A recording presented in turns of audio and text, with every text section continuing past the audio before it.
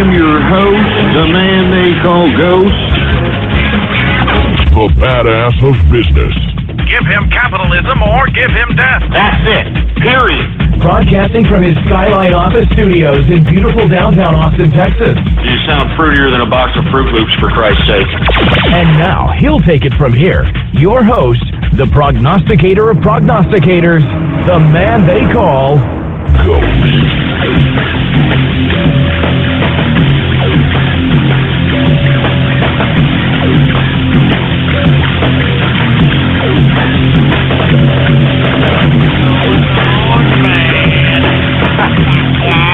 Happy Taco Tuesday. What's going on, folks? And thank you very much for tuning in with me to another edition of the True Capitalist Radio broadcast. And, of course, I am your host, the man they call Ghost. And once again, folks, I want to thank everybody for tuning in with me. This is episode number 470. Episode number 470 for all the folks that are keeping track of the True Capitalist Radio broadcast. And before we get into anything else, I'd like for everybody to please spread it around like wildfire and let everybody know that True Capitalist Radio is in effect and in the house, and we are live every Monday through Friday, 4 p.m. Central Standard Time, right here on the official website of the True Capitalist Radio broadcast, and it is blogtalkradio.com/ghost. That's blogtalkradio.com/ghost. Now, folks, I want to apologize for not being here yesterday on the broadcast. I am being overworked, to say the least, all right? I mean, I got corporate taxes due tomorrow. I just mailed these freaking autographs. I mean, let me tell you something. There was a lot of autographs that had to be processed. I did not anticipate it. They are all out. They're in the mail. Let me tell you something. You people out there at the United States Postal Service should be ashamed of yourselves. You understand that? I'm out there dropping hundreds of dollars a month at your stupid, dumbass, ridiculous service, and you people act as if I'm bothering you when I'm out here trying to ask you to do your effing job. So anyway, folks, I had to take a break yesterday to attend to other business. Aside from that, folks, let's just put it this way. Yours truly got a message from our contacts inside the FSB in Russia. Now, I have alluded to this before, folks, about the Sholtai Boltai. The Sholtai Boltai was the hacker group for which was actually integrated in the FSB. Two of those particular operatives have already been banned, and as a result, we have no idea what has happened to them. They have been removed, and they probably have been executed, for a lack of a better term. Well, because I have only been one of the few voices that have actually not only have been critical about Russia, but have actually been right, according to the contacts that have been within the FSB, about Russia and about their intentions and about how this whole ruse about Russia and America, and when I mean America, I'm talking about the bureaucratic system, the establishment being against each other. Folks, it's a ruse. And I'm going to prove it to you here in the next hour, or at least once we get through the markets and once we talk a little bit about a couple other subject matters, then we're going to go ahead and get right into it. But let me tell you something right now. I am going to make an assertion here in the next hour that not only is Russia here amongst us and has developed a spy network amongst the United States of America within the United States of America, but that the Obama administration and the Democrats helped them do it. So with that being said, folks, you go ahead and spread it like wildfire. This is an exclusive right here. This is from our sources inside the FSB, all right? And that's all there is to it. And I'm going to make a case here, and for all you people that are listening in out there, all you investigative journalists, I'm going to give you some breadcrumbs here in the next hour on Russia and their ties with the Democrats and how and where the spy networks, the centralization of Russia's spy network. I'll tell you exactly where it is in America. Oh, That's right, folks. That's right. I will tell you exactly what's going on here, and this is directly from the FSB contacts that we had. I'm just going to put it that way, and that's all there is to it, okay? And that's another reason, folks. Yours truly has been gone as well. Not only have I been getting contact about the our contacts from the FSB, I had to sit here and lay up the smacketh down to some of these fruit bowls in the alt-right that's starting to piss me off. All right, now for you folks that are unaware, I was locked out of my account, a Twitter account, because of this alt-right little leprechaun fruiting up little fruit bowl named Lucian Wintrich, a.k.a. Lucian Einhorn out here, okay? He came at me and literally sent the Twitter police after me because I tweeted something in references to certain kinds of photography or whatever he likes to consider art. All right, and for you folks that are aware, I tweeted some crap that was on his website that showed either him or some little twink of his naked butchering up a goddamn duck. All right, another twink, naked with a dead rabbit over its brow. I mean, give me a break. And yet, I tweet this, and then I get locked out of my account because this fruit bowl is using leftist tactics against me. And let me tell you something, folks. I'm going to get to that in the next hour, too. We took care of Lucian Wintrich. I'll tell you that. That's why he doesn't want... have you noticed? He doesn't even want nothing to do with me. He doesn't want nothing to do with a capitalist army. If you got the capitalist army or a capitalist right hashtag in your profile, you're automatically ignored by this guy. He already realizes that he done goof coming at me. I'll tell you that right goddamn now. And we're going to get to that in the second hour.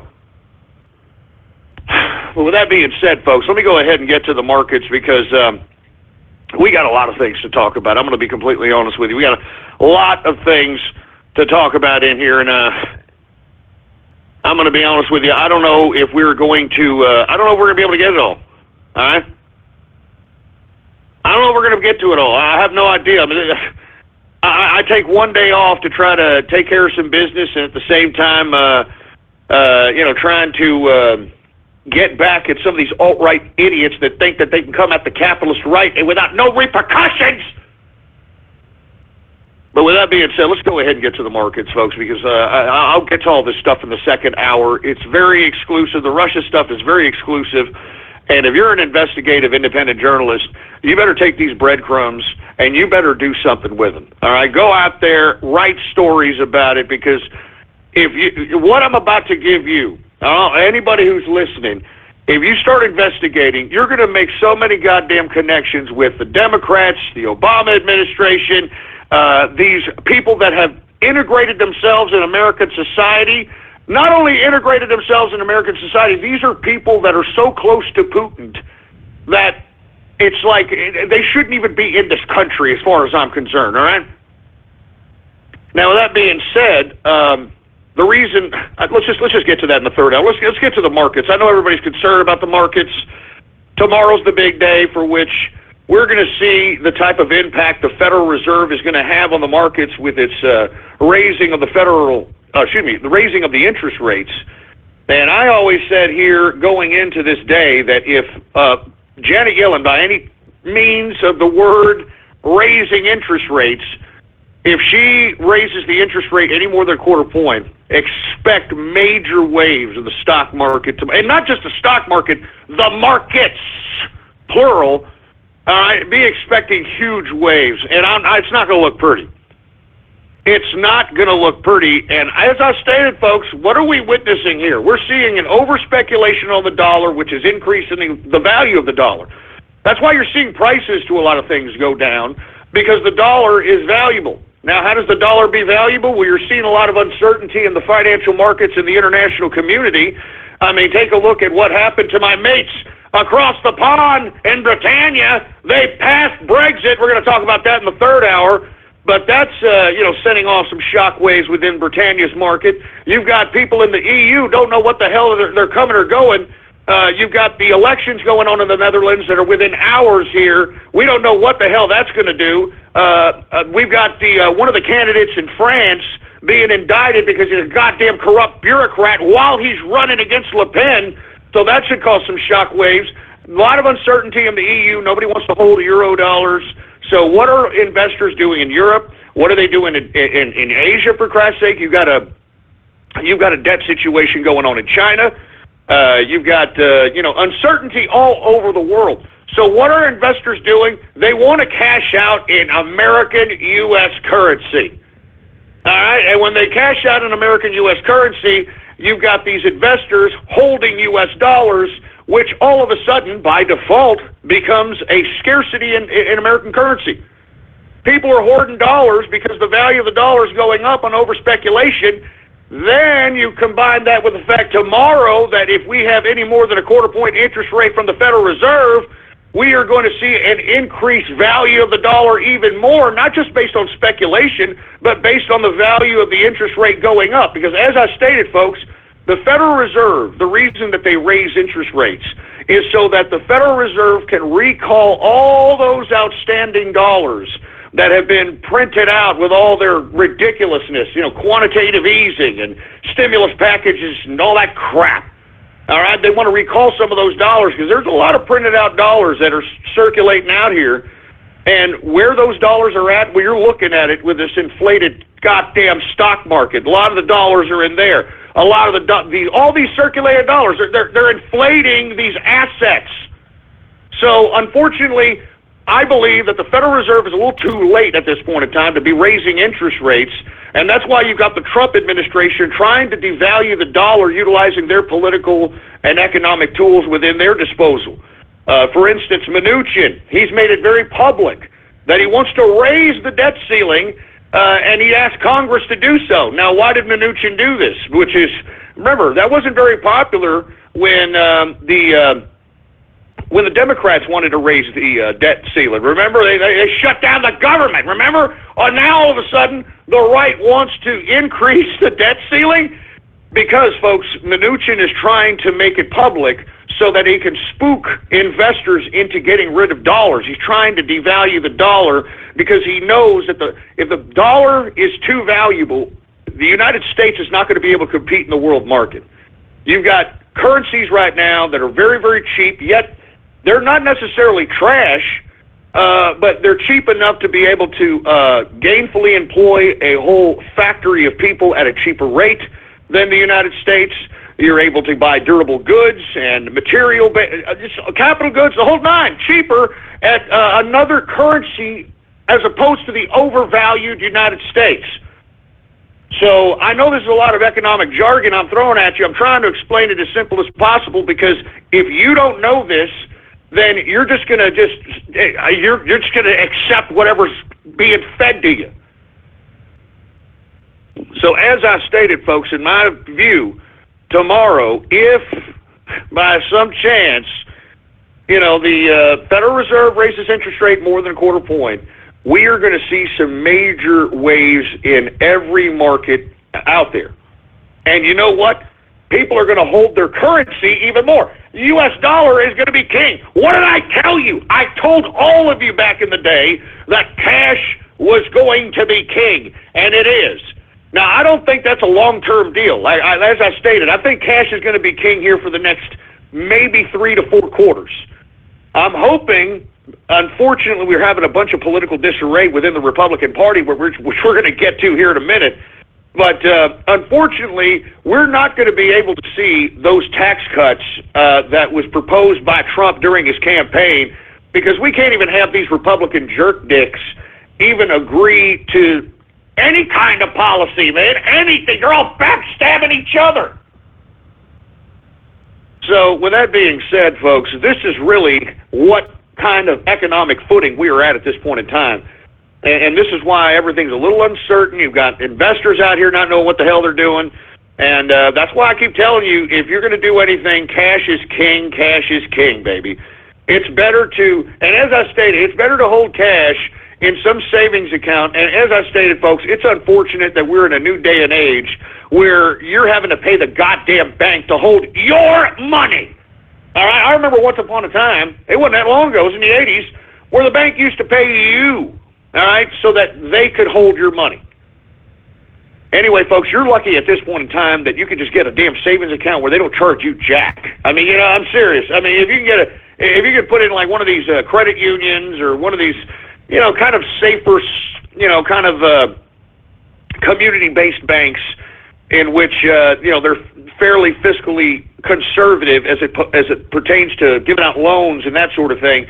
You want to put your money in a savings account where they're not charging you a monthly fee to hold your damn money. If you can do that, then I think that you're ahead of the game. I mean, or less other options, a freaking safe and a gun. Let's put it that way. I mean, I'm not joking around. Cash is king right now. And when this damn market crashes, and let me tell you, if Janet Yellen lowers the interest rate tomorrow any higher than a damn quarter point, it may be the beginning of the pop of the stock market and potentially the real estate market. So that's why you want to hold on to your cash. That's why you want to accumulate as much of it as possible. So with that being said, let's just go ahead and get to the markets today because it was reflected in the investment community here. Let's go ahead and get to it. We've got the Dow Jones Industrials here. Very weird chart today on the intraday chart. Little volatility, I have to admit. It wasn't very flat. I mean, you could have made a few bucks today in the day trading or pattern trade option here, but I mean, very weird. I mean, I don't know what to say about this chart. You could bet just the chart today. It says, I don't know what the hell to do. That's what it says to me. I mean, very, very weird. Anyway, Dow Jones Industrials was down today, 44.11 points. A percentage decrease of 0.21%, closing out the Dow Jones Industrial at 20,837.37 points for the Dow Jones Industrial. I think this is the calm before the storm, boys. But hey, let's just say for the sake of argument, right, that the Federal Reserve only raises it another quarter point. I think that it may be a love tap, and we may not see such a contraction tomorrow. I mean, that may make the investors feel funny in the pants and continue the bull market or drop. It may contract, but not contract to the point where you're going to see a drastic amount of value being lost out of the market. But that's only if Janet Yellen and the Federal Reserve raise interest rates just a quarter point more. That's it. But you heard the Federal Reserve in their latest reports, man. They want to rapidly facilitate these interest rates. And I think it's because of the market, in my opinion. I think that, in my view, the people that are in the Board of Governors of the Federal Reserve know that this market is ridiculous and something needs to calm it down. There's nothing justifying 20,000 Dow Jones Industrial. There is no profits. There are no forecasts of any profits. There's nothing justifying this. As I stated, folks, what this really is the investment community smoking crack. And secondly, there's just too much printed money. People are putting it everywhere, anywhere. They're putting it in stocks. They're putting it in real estate. I mean, look at the art market, for Christ's sake, man. People are purchasing freaking, Andy Warhols for $60 million? Are you kidding me? $60 million for some idiot who stenciled crap? I mean, give me a break. But you see, $60 million, I mean, that just goes to show you that the rich, the people that have accumulated the cash during the Stimulus Package 2 giveaway that Barack Obama and the Democrats gave to their lackeys, which was the biggest wealth transfer in world history, they're the ones out here putting, making all these investments. They're the ones out here putting their money in this or putting their money in, I mean, you see what I'm saying, folks? They don't know where to put their money. I mean, they've got so much of it. They printed too much of it. I mean, Stimulus Package 2, quantitative easings, what was the other monetary policy method that they used? The twist. I mean, give me a break, man. I mean, the bottom line is they printed out too much money, and the people who have it are the very, very few. Let's be honest. I mean, I'm not trying to sound like some of these social justice warrior leftists here, but the reason that the very few right now have the wealth is because it was transferred by the Democrats. And the biggest trick in the book that the Democrats have done is make these social justice warrior snowflake leftist liberal morons believe that somebody else did it. I mean, I keep telling you people, read Stimulus Package 2. The biggest wealth transfer in world history, and it was passed by freaking Barack Obama and the Democrats. All right, and what did they give Black America? What did they give the minorities? What did they give the white trailer park trash? They gave them, little beans of food stamps and food cards, and oh yeah, we're gonna get your Obamacare, and yeah, that's what they gave them. And let's be honest, folks. All right, it's monopolization. Socialism is monopolization. It's the merging of corporations with government. And that's what we're witnessing right here. That's what this whole healthcare scheme is all about, man. It's the merging of private enterprise, corporatism, really, corporatism and government. And I think that this could, if it's any more than a quarter point, all right? Any more than a quarter point, I will, I don't think that it's going to be that much waves in the market. All right?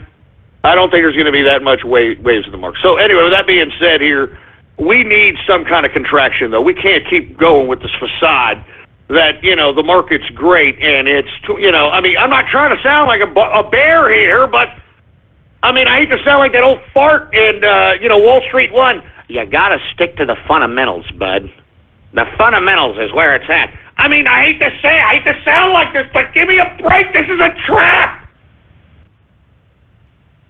I'm just saying, folks, you're better off just holding your cash in hand. Literally, you're making money if you're holding your money right now. You're making money. What I mean by that, every day we're seeing increases in the value of the dollar, and that's based on speculation. Tomorrow, regardless of how much they raise interest rates, you're making money tomorrow. That's going to increase value to an already over-speculated dollar. You understand? Cash is king right now, baby. Anyway, let me continue going here. All right, we got the S&P 500 down today, 8.02 points, a percentage decrease of 0.34%, closing out the S&P at 2,365.45 points for the S&P 500. We've got the NASDAQ. The NASDAQ is also down today, folks, 18.97 points, a percentage decrease of 0.32%. Closing out the NASDAQ at 5,856.82 points for the NASDAQ composite. All right, let's go ahead and get to the commodities here, because as we've been saying, folks, we see an increase in the dollar. What should we fundamentally see? We should see some decreases in the equities market, which we have just covered, and that's reflected as such. Let's see if we see a decrease in commodities, specifically metals, right? Now, before we get to metals, let's get to the energy sector. Now, what have I said about the energy sector?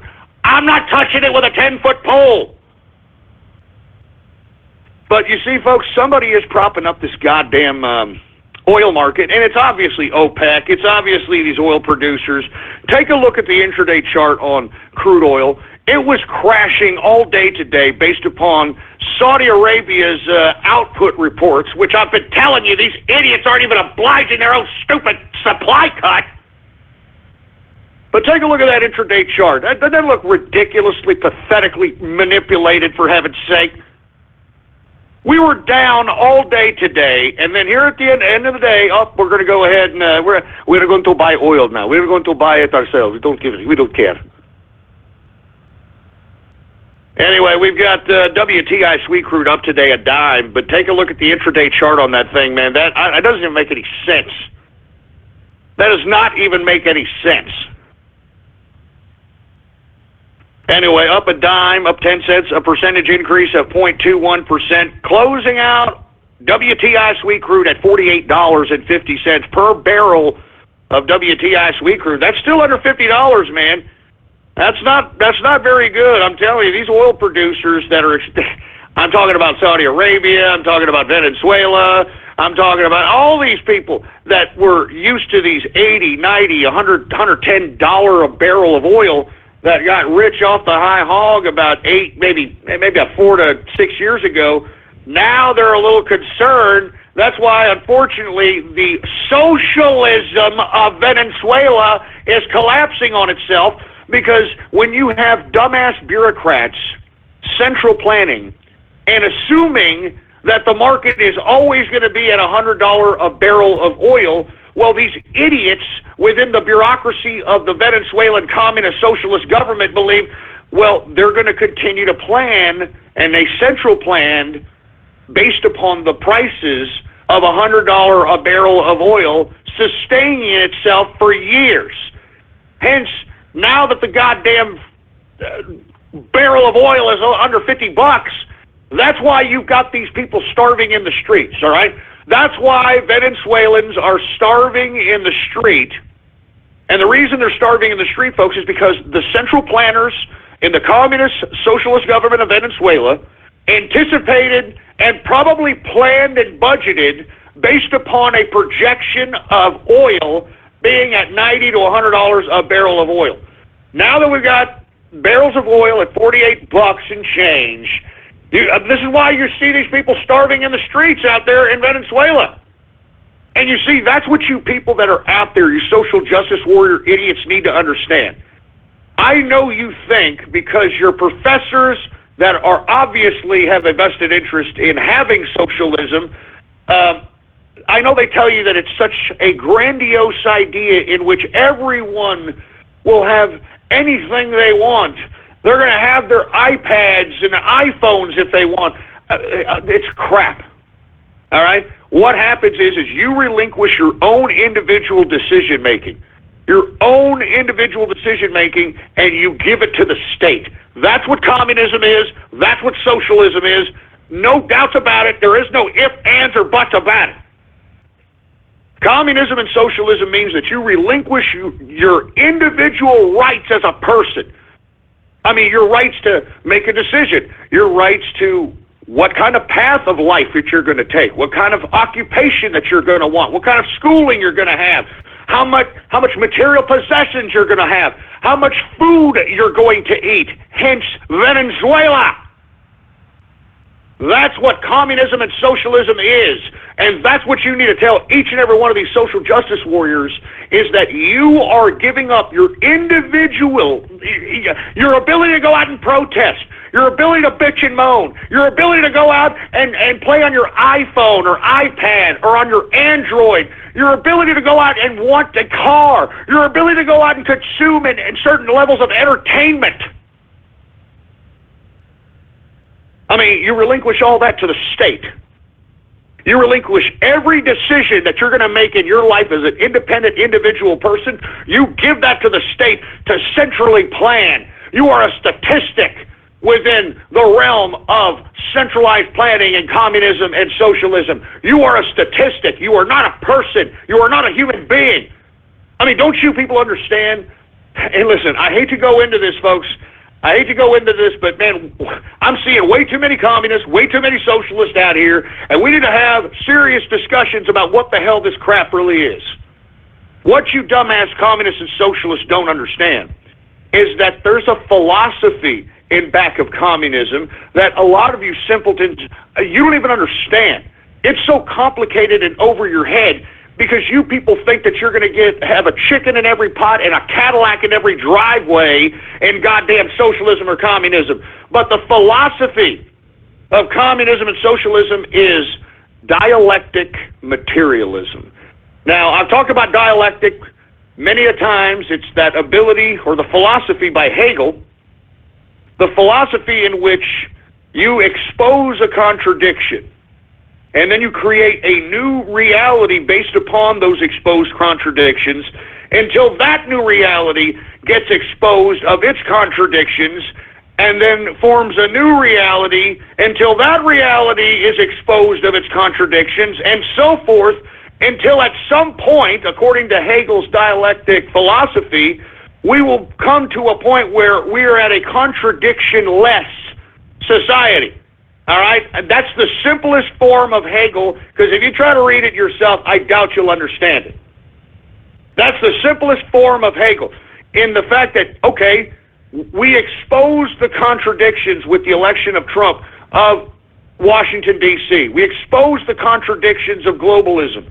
But now there's a new reality being put forth here, and there are contradictions being exposed within that reality, which is going to create another reality, and so forth. Now that you have a basic fundamental idea of what dialectic philosophy is, what's dialectic materialism, which is the philosophy of communists, the philosophy of socialists? Well, you combined Hegel's exposing a contradiction and creating a new reality, and then exposing the contradictions within that new reality and creating a new reality and so forth. You take that philosophy and you combine it with materialism. Now, in Marx's definition of dialectic materialism, he believes that the state can rapidly facilitate the time it's going to take from one contradiction and new reality to another. He believes through dialectic materialism that the state can rapidly facilitate Hegel's dialectic philosophy without having to wait for contradiction after contradiction after contradiction after contradiction. So with that philosophy was redefined by a man by the name of Vladimir Lenin, which we all know was the leader of the Bolshevik Revolution in Russia. He interpreted dialectic materialism as utilizing the philosophy as the basis of being able to just make decisions as the state on who lives and who dies. I mean, for instance, Lenin made a lot of decisions for which he was going to reallocate certain grain and certain crop from the areas for which produced this within Russia and allocated it to the inner cities so that the inner cities could be well developed and well populated, well fed, and a well-oiled machine, while at the same time everybody who produced or actually made money or made a living on producing these crops ended up starving to death. All right, I think that Lenin starved about 8 million, 10 million people with his policy of one step forward, two steps back. He actually wrote and justified this crap. And he wrote and justified it based it upon the Hegelian dialectic. The dialectic materialism of communism and socialism. Dialectic materialism in which the state will rapidly facilitate Hegelian dialectics. Anyway, I know it's a very bunch of complicated philosophical hooey, but let me tell you, that philosophy of dialectic materialism killed over at least 150, 200 million people, at least off of my guesstimation. I mean, Mao killed about 80 million people. You got Stalin, who killed about 50 to 60 million people. You've got Pol Pot, who killed about 10 million of his own freaking people. Ho Chi Minh.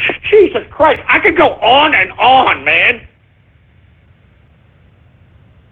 But no, communism and socialism is great, right? You morons. Jesus Christ. Let me move on here. I'm getting a little too long-winded on this, but I'm not a communist. I'm not a socialist, nor will I ever oblige that ridiculous ideology.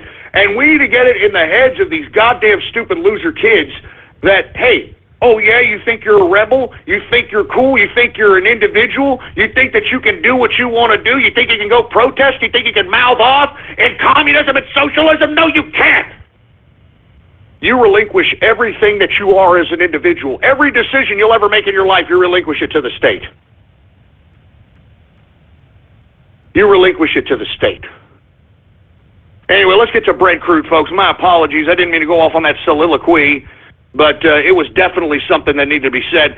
We've got Brent crude up today, 38 cents, a percentage increase of 0.74%, closing out Brent crude at $51.73 per barrel of Brent crude oil. We've got gasoline up, ironically.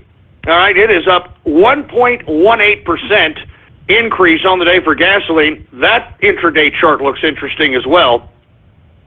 Let's go ahead and get to the feast or famine commodity, natural gas.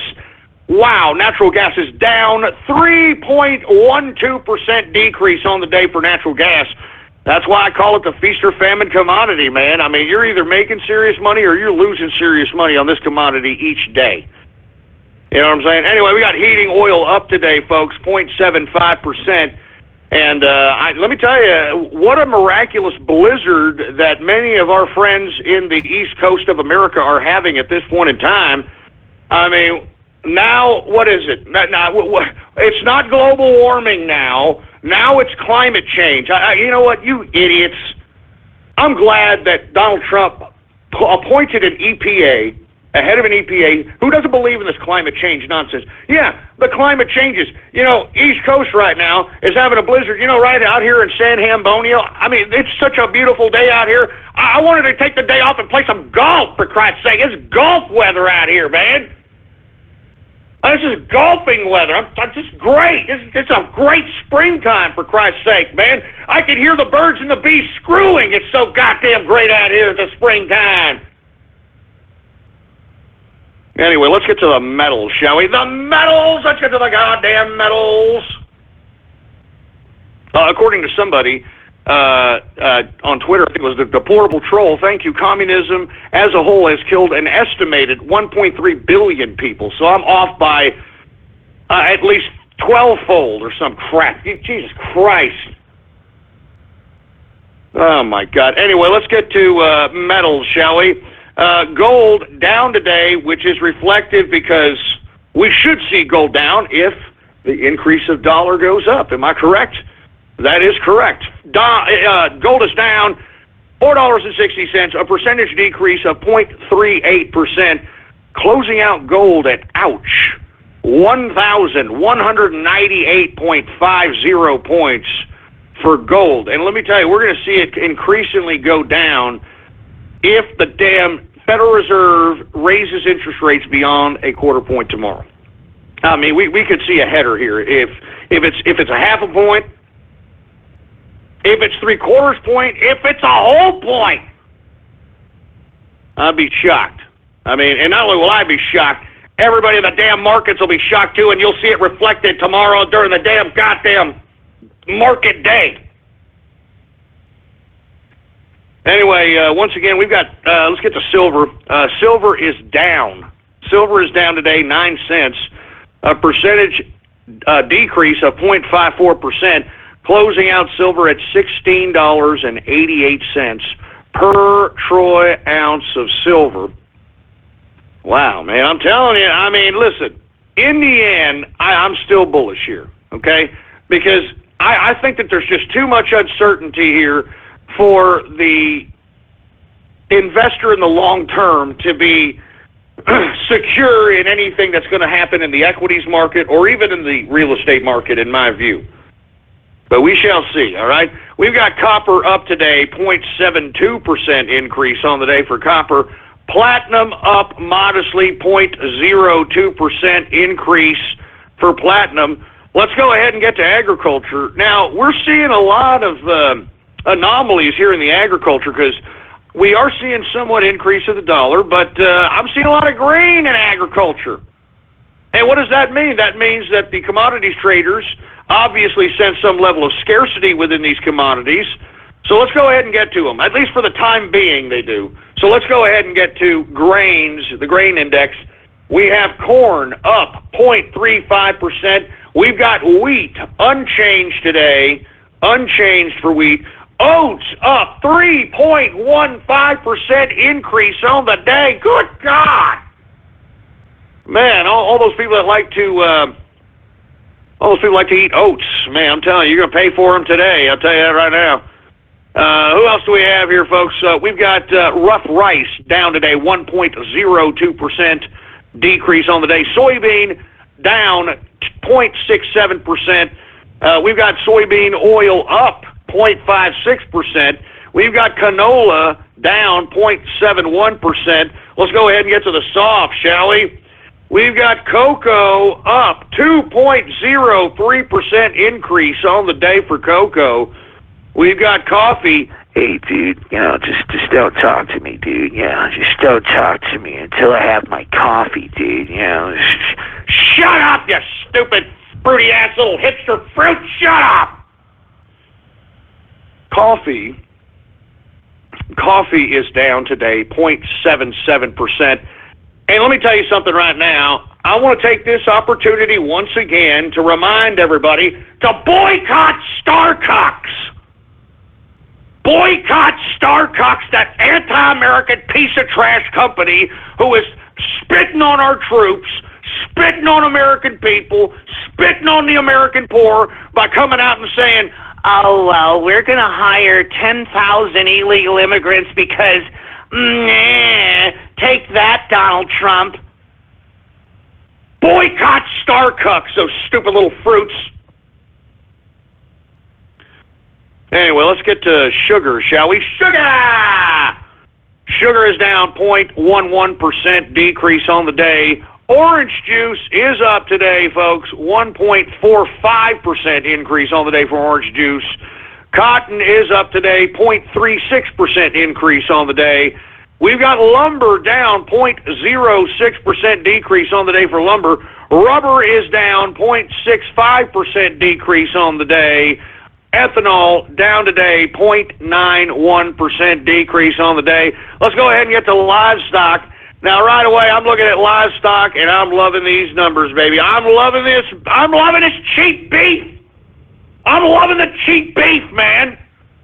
I'm loving it. It is down. It is down today, folks. 1.11% decrease on the day for live cattle. Cattle feeder is also down today, 0.37%. So, hey, bring on the cheap beef, man. Bring on the tenderloin. Bring on the prime rib. Bring on the porterhouse. Come on. Bring on the New York strip, baby. Anyway, we got lean hogs. It continues to climb, folks. I mean, let me tell you, if you like pork, you're paying pork. I'll tell you, you're paying pork for pork. All right? Lean hogs is up 0.57% increase on the day for lean hogs. Now, before we get done with the market, let's go ahead and get to the current price of Bitcoin. I hope that you folks heeded my call when I suggested that when Bitcoin contracted, when the ETF, the Exchange Traded Fund that was initiated by the Winklevoss twins, when it was put up on the stock market and they rejected it by the SEC, I suggested that it may be a little blip and that this particular cryptocurrency will continue to increase in value based upon the fact that we have so many countries that want to eliminate physical and tangible cash. Venezuela has already done it. How convenient. We've got Taiwan starting to currently do it. We've already got India already in a cashless society. We've got all these countries. We're talking about the EU. The EU's talking about it. Now, with that being said, folks, I would like to remind everybody when I talk about this that the United States cannot, and I repeat, cannot go to a cashless society. The first people that will be affected in a cashless society will be the poor and the small business. And that's exactly what's being reflected right now in the experiment of cashless society in India right now. I'm reading reports that every small business that was fledgling out there, because they actually had people with cash in their pockets, all right? I mean, all of a sudden now, we've got... you know what? The point I'm trying to make is this. All right, we cannot have a cashless society. I'm disturbed by this. I'm telling you, I am mentally disturbed by the fact that we are going to have cashless society. Because look, when I first came to San Hambonio, okay, I was approached by some barefoot Mexican kid with a box of candy apples while I was waiting on a goddamn red light. Okay, now. That kid, obviously, I'd have to pay him in a goddamn cash, tangible cash. And that kid's probably trying to make him, his family, himself, some capital so that they can sustain themselves. In a cashless society, you wouldn't be able to have folks to do that. They would be the first ones affected in a cashless society, folks, and that's why we can't do it. All right? I mean, you're talking about hurting the poor more than anybody else. Get rid of cash. You want to talk about hurting small business even more, get rid of cash. And that's why I'm telling you, folks, America cannot go down this direction. And I want to just remind everybody this. We can't do it. All right? That's why cryptocurrencies are all of a sudden becoming a valuable option, because now you've got governments that actually want to regulate, they want to take out cash. And you know what that means, folks, when a government takes away your ability to have tangible cash? That means that they want to know every transaction in a country. Every little transaction they are going to have a record of, for Christ's sake, man. I mean, you have no economic privacy. They want to dictate our economic freedom. That's what getting rid of tangible cash means, folks. Always remember it. Always remember it. By taking away tangible cash, they are getting rid of our economic freedom. And that the freaking government becomes the overlords of every transaction that happens in the United States, and we can't make that happen. We cannot let that happen. Anyway, folks, let's go ahead and get to Bitcoin. And the reason I suggested that, people would have heeded my call in the fact that that little ETF, was it what could you call the flash dip? I guess you could call it a flash dip. Post Winklevoss rejected ETF for Bitcoin. I knew it would come back because, man, there's too many people or too many countries in this international community getting rid of cash. So as a result, let's go ahead and get to the price of Bitcoin. It is, of course, way above the price of gold right now, which is unbelievable. A cryptocurrency worth more than gold, baby! Anyway, folks, right now, Bitcoin is at $1,250.22 per Bitcoin, man. Good God! Good God! Oh my God! And let me tell you something right now, folks. I mean, that's beyond gold right now. That's beyond gold. $1,250.22. Unbelievable. Unbelievable. Anyway, folks, that, my friends, is the markets for your ass, all right? Now, with that being said, folks, let's just go ahead and go right into some Twitter shout-outs. And for you folks that are unaware, all you've got to do is retweet the first tweet on my Twitter account right now. The Twitter account is Politics Ghost. All one word, no underscores, Politics Ghost. And retweet the tweet that states True Capitalist Radio Live. That's True Capitalist Radio Live. If you retweet that tweet, I will give you a Twitter shout-out live right here on the broadcast right here and now. And once again, I do want to remind everybody that I did mail out all the autographs out there for Mr. Fortune Cookie and Optimism. I want to thank everybody who participated in it. Obviously, this show is getting a more serious direction. And the Troll Show on Saturdays, because so many people bought fortune cookies, man. there was a lot of people that bought fortune cookies that were not typical buyers. And I want to thank those people because y'all bought your way into a whole new show on Saturday night, 5:30 p.m. Central Standard Time. Of course, on the same website, blogtalkradio.com/ghost. All right, that's blogtalkradio.com/ghost. And, every Saturday, 5:30 p.m. Central Standard Time, the Saturday Night Troll Show. Anyway, do we got any Twitter shout-outs to be had for True Capitalist Radio there, engineer? All right, well, let's go ahead and get to some Twitter shout-outs right now. All right, who do we got here? We got the Green Leader. What's going on to the Green Leader? We've got Cuck Lives Matter. What's going on to Capitalist Kush? How you doing? We've got Kingfish in the place. What's going on to Kingfish? Guido Capitalist. What's going on to Guido Capitalist? Veteran Capitalist in the house. We've got Snow White in the place. What's going on to Snow White? deep saturated ham bone. Oh yeah, here we go. Listen, you people, what y'all did to me on Friday was, I was going to curse there, but what you all did to me on Friday was bull crap. All right? And I listen, you're lucky I even came back. I'm going to tell you that right damn now. I deserve more respect than what you all gave me on Friday, and I don't want to talk about it, for Christ's sake. We got, right off the bat, look at this, Butterball Friday. Oh, yeah, that's great, yeah. Hey, we got Capitalist Mao. What's going on to Capitalist Mao? How you doing, man? We got Popeye in the house. What's going on?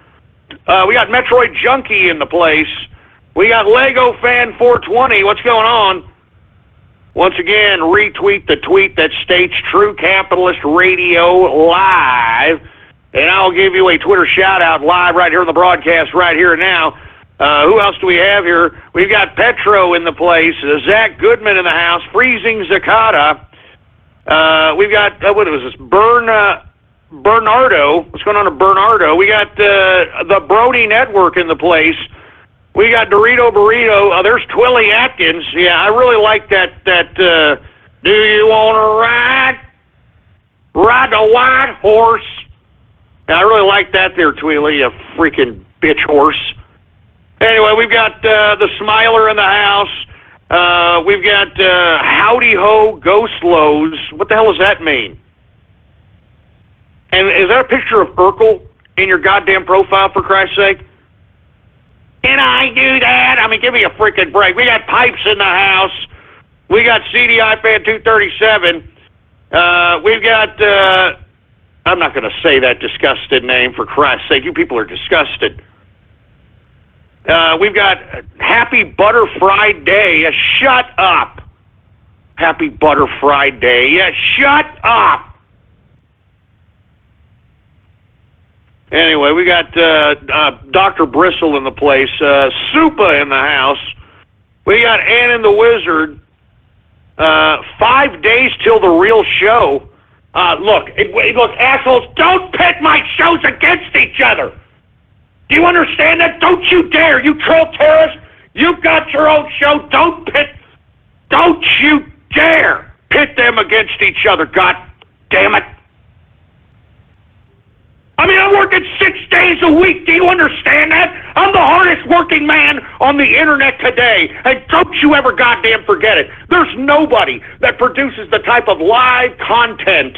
And this is live, baby, okay? I know some people listen to the podcast. I appreciate it. But I am live every Monday through Friday, 4 p.m. Central Standard Time. And I'm also live on Saturday with a Saturday Night Goddamn Troll Show at 5:30 p.m., for Christ's sake, man. 6 days a week I'm broadcasting. I'm the hardest working man in the internet today. Good God. Who else do we have here? We've got Twitter 2, Trumpin' 0. Look, don't make fun of Trumpin', all right? And for you folks that are aware, Trumpin' Capitalist has been banned from Twitter for the past couple of times because he's been writing about Pizzagate, and for whatever reason, Twitter keeps banning him and just completely banning any of his Twitter names, and I think that's pretty sick. We may have to go over to Gab. As a matter of fact, I strongly advise everybody, go to the Twitter alternative just in case. Because remember, we had this little fruit bowl Lucian Wintrich try to lock me out of my goddamn Twitter account. Just in case they try to ban me, get on Gab, baby, all right? Type in your browser, gab.ai,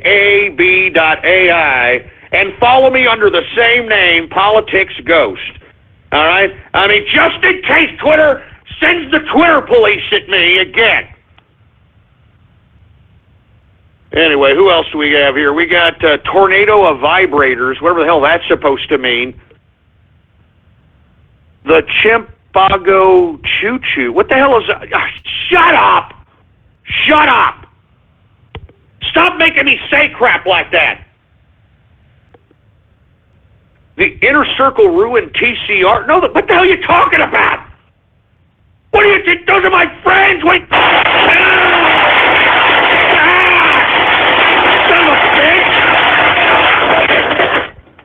What are you talking about? The inner circle ruined TCR. What are you talking about? I mean, my ratings have never been better, all right? I'm telling you this right now. My ratings have never been better. I don't know what the hell you're talking about. I'm being listened to by tens of thousands of people throughout the world. My ratings have never been better, Milky Lickers, all right? So don't try to come at me with any of that garbage, all right? Give me the damn mic. Give me the damn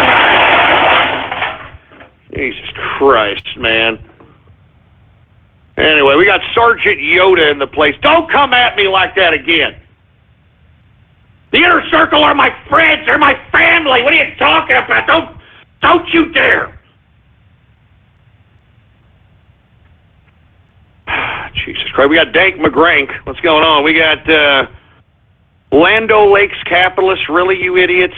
Shut up. All right? It's not the butter. Shut up.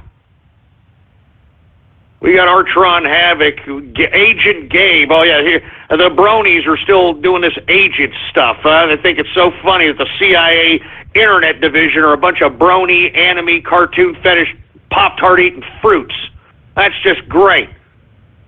We got Remington in the house. What's going on? We got, I'm not gonna say these stupid, disgusting names. I can already see where the hell you're going with these, you dumb freaks. We got Mark Montag in the house. Who else do we have here? We got Ethiopia is garbage. What the hell? Why would you say something about why? What the hell? Was Ethiopia in the news today? Why would you even... Oh, my God. We got Lucy and 1, Ghost 0. What the hell are you talking about? What are you talking about? What are you talking about, Lucy and 1, Ghost 0? That boy, all right, knows better now. He knows who the hell the capitalist right is now. I'll tell you that right goddamn now. Lucian Wintrich knows who the capitalist right is. I'll tell you that. Hey, Richard Spencer knows who the capitalist right is. I'll tell you that right goddamn now. The capitalist right is rising from the ashes of the alt-right, you son of a bitch. And you are witnessing it right before your very eyes. Give me the mic. Jesus Christ. Yeah, you better remember it. You better never forget it, boy. We got Raiden Snake. What's going on? We got Chris Hyde in the place. What's going on, man? Look what I Jewed. Look what I Jewed. You son... Damn it! Shut up! Look, man, enough of the Jew jokes already. I don't appreciate it, all right? Stop with the Jew jokes. God damn it, you anti-Semitic pieces of crap. You're gonna get me yanked off the air, man. You're gonna get me yanked off the... Son of a bitch. You're gonna get me yanked off the air, man. Enough of the Jew jokes, all right? I am not a Jew. I use yarmulkes for coffee filter. I don't know. Jesus Christ, give me the mic.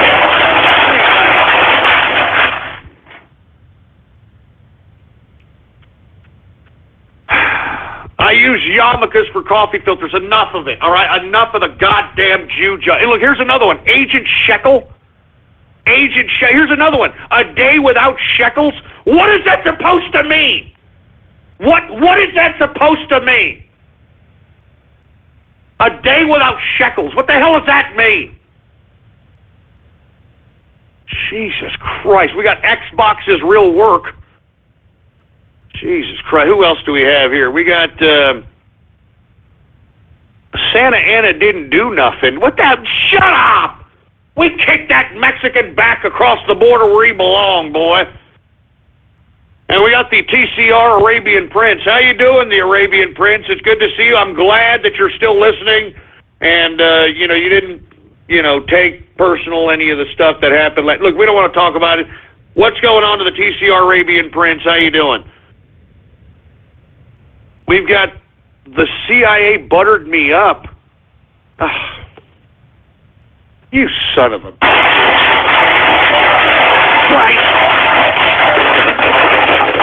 Man, you're just not going to let this butter thing go, are you, man? I mean, you freaking troll terrorists and cyber vermin, you're just not going to let this crap go, are you? Shut up about the butter, all right? Shut up about the goddamn butter. Jesus Christ. Give me the mic. Goddamn mic. Shut up about the butter. I'm warning you. Anyway, we got Boogeyman in the house. What's going on to Boogeyman? We got Distilling Capitalist in the place. The Butterhood of Steel. What? Shut up. All right, just shut up. Yellow Butter of Tech. Look, shut up!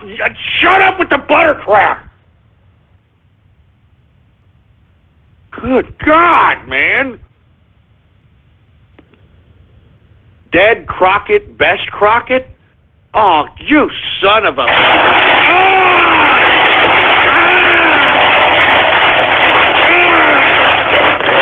What have I told you, goddamn troll terrorist and cyber vermin? I've told you not to make fun of the Texas martyrs. Don't you dare desecrate the memory of the Texas martyrs, boy. God damn it, man.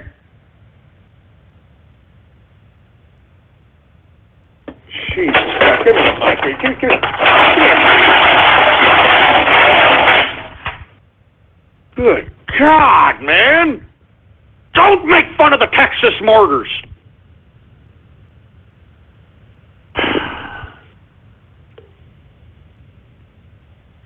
Anyway, we are now in the second hour of the True Capitalist Radio broadcast. And, of course, I am your host, the man they call Ghost. And once again, I want to thank you very much for tuning in with me, regardless of what's happened in the damn Twitter shout-outs today. Before we get started, folks, I'd like to everybody to please add to your bookmarks and your favorites our latest media project, ghost.report. That's all you have to type in your browser. You just have to type in ghost.report. That is our new media project. We are going to be delivering news. I know that there are people actually inquiring about being potential correspondents, and I am going to try to get in contact with each and every one of you as quick as I possibly can. I truly do appreciate everybody who wants to, basically kind of throw their hat in the ring and try to help get this project off the ground, because I think that everybody out there understands that right now the media, as we know it, is dying. I'm talking the mainstream media, and those of us that actually believe in what we say and say what we mean and actually want to deliver true information, true knowledge, true news, true content, we're going to have to do it ourselves. And we do it from a grassroots level. And what we want to do is we want to be able to deliver content, original content to folks that actually want to read, that'll actually better themselves, that'll actually enlighten themselves, that'll actually, make themselves have a different perspective, think, thought-provoking, that sort of thing. So please, add to your bookmarks or your favorites the official media project, the new media project that we have going on. It is ghost.report. Type that in your browser, ghost.report. Anyway, folks, look, I'm only going to take a couple more of these Twitter shout-outs, and then I'm moving on because these people are starting to piss me off. All right, now look at this. Yeah, inner butter circle. Inner butter circle. Yeah, shut up.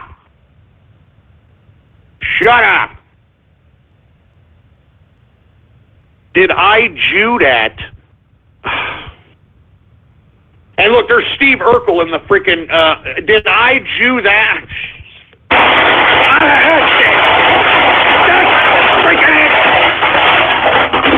know what? That's it. All right? This is why we can't have nice things. Do you get that now? I say that every time, but you get it, right? You get it. This is why we can't have nice things, all right?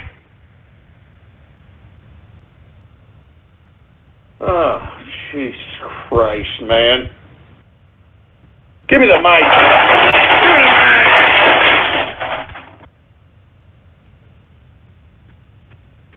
Oh my God. I'm just saying. I'm just saying.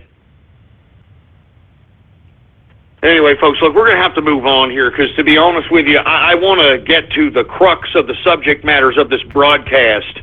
And before we move on, I'd like to remind everybody right now, please retweet, please go to the social networks, please go to the forum post, the chat rooms, and spread it around like wildfire that True Capitalist Radio is live right here, right now, and we are live every Monday through Friday, 4 p.m. Central Standard Time, right here on the official website of the True Capitalist Radio broadcast, and it is blogtalkradio.com/ghost. That's blogtalkradio.com/ghost. And, of course, if you haven't done so, please follow me on Twitter. All right, the Twitter name to follow, Politics Ghost. All one word, no underscores. Politics Ghost is the name to follow. Now, we've gotten that all out of the way. Let's go ahead and get right into the crux of the subject matter, folks. I hope that you are all spreading it around like wildfire right now because we're about to get into... We are going to get into the idea of this Russia narrative. Now, let's take a step back before I start presenting evidence that shows that Russia, yeah, it's here in America. Yeah, it's influencing media. It's influencing elections. It's influencing a lot of stuff. But guess who brought these people here? Guess who allowed them to come here? The Democrats, Obama. And not only did they allow these people to come here, they allowed them to come here and set up a spy network that, with all due respect, folks, I'm going to tell you this right now, is based in Silicon Valley. That's right. Sources inside the FSB that I have come in contact with have told me that there is a company inside Silicon Valley that is the base of Putin's spy network within the United States of America. And how did it get there, folks? How did it get there? What, did Trump put these people there? Did Trump allow these people into the country? No! Now, before I get to all that, what I want to do here is I want to go briefly how we got to this Russia narrative. Folks, this Russia narrative started gaining traction once we started getting closer and closer to the election. Right around November, October is when you started having the media started talking Russia Trump, Russia Trump, Russia Trump, Russia Trump. They pushed this narrative.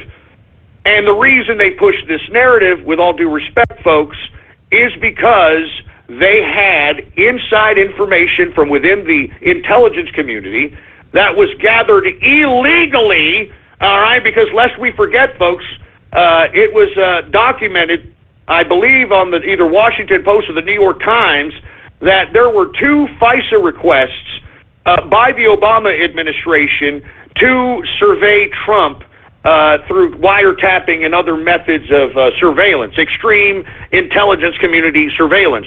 The first FISA attempt at a FISA warrant was in June of 2016. That particular FISA warrant was denied by the FISA courts. So what the Obama administration did was loosen up some of the wording in that FISA request, and as a result, they were granted the FISA request in October. And you see, that's right around the time in which we started hearing this narrative that was being shaped by the mainstream media, CNN, MSNBC, all these jerkasses. They started putting this narrative in the American perspective. Trump, Russia, Russia, Trump, Trump, Russia, Russia, Trump. And you see, this is why they know that these particular individuals that have already been compromised, because they happen to be communicating with the Russian ambassador, the same Russian ambassador that the Democrats have met up with, for Christ's sake.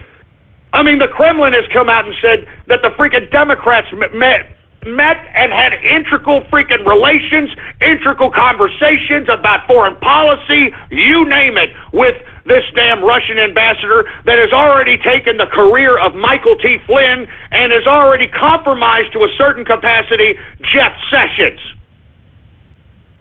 Now, with that being said, folks, they have utilized this Russia narrative to basically set up the inner circle of Donald Trump.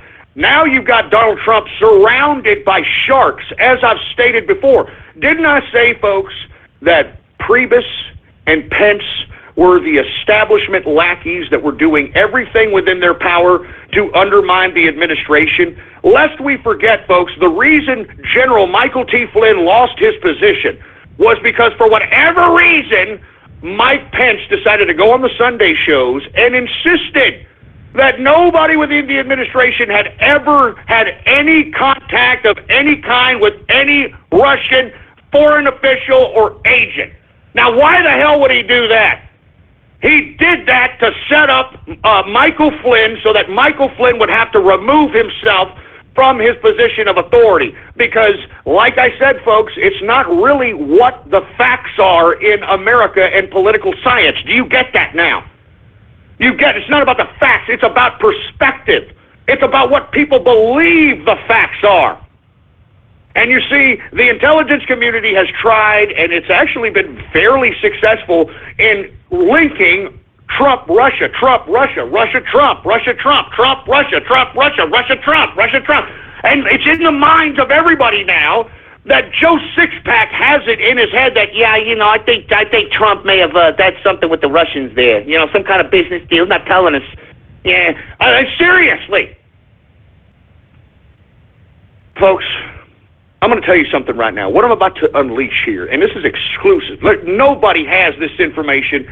I got this directly from FSB contacts, and the reason they contacted me, folks, is because they know that I know the two individuals that got banned that were a part of the FSB, that were actually secretly a part of the underground hacker club, or crew, I should say, called Shultai Boltai, all right? And Shultai Boltai, I'm going to tell you this right now, has accumulated a massive amount of data on the Russian government. And let me tell you something, the only reason that it hasn't been dumped yet is because the last few remaining individuals that belong to this hacker crew that are still integrated within the FSB are utilizing it potentially to save their life, okay? But the bottom line is this, all right? The bottom line is that Vladimir Putin, he is purposely making himself look like some big-time, valiant, strong man in international affairs, when in actuality, folks, nobody really wants this man in power within Russia. He has basically robbed everybody blind. Did you read the report here recently that this asshole, Vladimir Putin, is worth somewhere between, $200 billion? $200 billion? And you want to know why he's worth $200 billion? Because he just robbed it in communist style. Remember when he kicked out the West and kicked out everybody out of the country, kicked out the Russian oligarchs? He took their money. He took their money. Now, with that being said, folks, well, where is Vladimir Putin spending his money? Vladimir Putin's got to be spending his money somewhere, right? $200 billion. Well, let me tell you something, folks. It's no coincidence that you've had so many Russian diplomats and Russian officials conveniently dying out of nowhere, okay? I reported, last week, that Putin has fired 10 of his top generals within his own military. I mean, that doesn't sound like somebody who's very secure in his domestic homeland, and the reason that he's still there and has not been assassinated himself from within the system is because he has won over Mr. and Mrs. Joe Vodka out there in Russia. And that's the only reason why Putin at this point in time is still alive, in my opinion, okay? Now, with that being said, what is Putin spending his money on? Well, he has to spend his money on his own personal security. He has to pay for his own intelligence. I'm telling you, how easy was it for the Shultai Boltai to be integrated in the FSB? The FSB is what the KGB was back in Soviet Russia. All right? I'm serious. I mean, how are they able to be integrated into the FSB? I'm telling you, nobody likes Putin in Russia. Now, with that being said, who's keeping Putin in power? I know a lot of people out there on the internet like to claim that Russia is anti-globalist and they're fighting the New World Order. I know this dumbass idiot Alex Jones always says it. I know all these other people that are within the alt-right always say it. But I'm telling you this right now, folks, and I will continue to say this, Russia is at the bottom of the goddamn globalist takeover of this world, okay? I mean, do you understand that it all came out of Soviet Russia? I mean, Lenin called the Third International, and for you communists, you know exactly what I'm talking about. He called and convened the Third International in Russia and contrived the whole globalist takeover of the goddamn world by communism. Now, the reason that Russia is at the bottom of this, but not necessarily leading the whole idea of the globalist system, is because right now Russia is in competition with China being at the head of the globalist system. I mean, we all talked about it in January when the World Economic Forum convened in Davos, Switzerland. Who did they have as their keynote speaker? The freaking Chinese president. And what did he say in that speech? China will defend the global order. China will make sure that America does not disrupt the global order. I mean, acting as if these guys are... wake up, man! And you see, that's why Russia and China, on face value, they look like allies because they're both kind of ex-commies, but there is an underlying credibility fight between China and Russia on who is exactly going to lead the global order into existence. And right now, each and every one of the big globalist players want China. And Russia, with Putin, is trying to insist himself as the leader of the globalist order. But make no doubt about it, he's a part of it. They're all a part of it. I mean, the basis of the globalist system is order out of chaos. So these people all have some level of order amongst each other. It's much like the mafia. And the New York Mafia had something called the Commission, in which all the heads of the families would convene at this centralized location in an attempt to have some kind of mafia-style diplomacy. But even though they would all convene at this kind of commission, I mean, they would still not necessarily want each other alive. They wouldn't want each other in existence. I mean, it's order out of chaos. Now, with that being said, folks, let me get into what I'm going to break here. This is breaking. This is exclusive. And for you independent journalists, right now what I'm about to do is I'm about to give you breadcrumbs to where if you do some searching, it'll all come clear to you that not only did the Democrats plan with Putin, okay, and I'm making this allegation straight up, and I'm going to make it. Not only did they plan with Putin to have this facade of a nuclear confrontation between the Democrats and Russia, but they are also helped Russia create the spy network that is currently operating within the boundaries of the United States of America. Now, with that being said, let's go ahead and get into the spy network that I'm speaking of, folks, because I think everybody wants to get down to the nitty-gritty, okay? Now, first and foremost, before I say the company in which is the centralized spy network of Russia, and this is out of my sources, okay?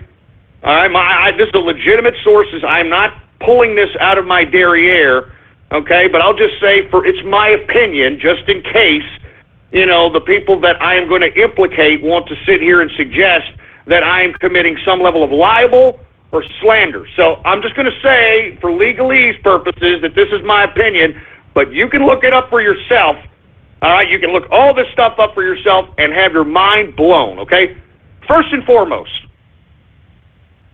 we have a lot of Russian people that have just happened to have just come into the country within the past 8 years or so.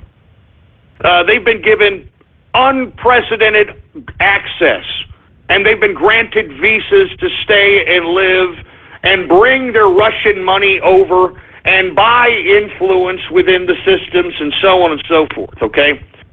Now, the first person I want to, well, let me put it to you like this. Let's talk about the company in which I'm talking about. Now, according to my sources, and this is coming from the FSB, that the spy network of Vladimir Putin, and of course, I'm going to say this is just my opinion, just, for legalese purposes, is a company out of Silicon Valley called Runa Capital. Now, what is Runa Capital, you ask? And hell, it's located in Silicon Valley. I mean, you know how much it costs to have any kind of a business, let alone a residence at Silicon Valley? Runa Capital is a venture capitalist firm. Now, you're asking yourself, well, that doesn't say anything, Ghost. I mean, it's a venture capitalist firm from Russia. What's wrong about that? What's so wrong about that? All right? Well, first and foremost, folks, you need to realize who's comprised within this Runa Capital. I'd like for you all to look up a woman by the name of Masha Drokova. Masha Drokova. Now, I'm going to go ahead and tweet an article that is in Russian, but proves, okay? But proves right here. Hold on, let me put a hashtag on this, like Russia.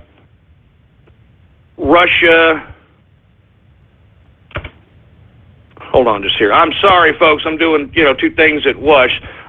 Spy network affiliate here. Sorry, folks. I'm doing two things at once, but I definitely want people. I want people to know what's going on here. Okay, now let me go ahead and put out this article of who Masha Drokova is. Okay, here's one about this person. Okay? Here's another one about Masha Drokova.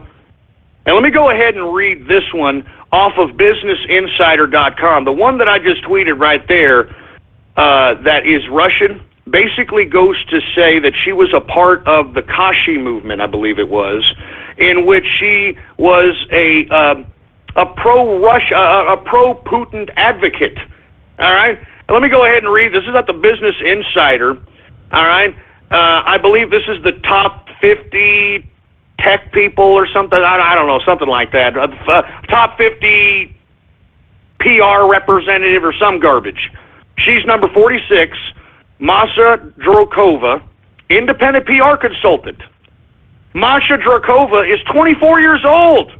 Oh, a little 24-year-old, huh? And her life story is bananas.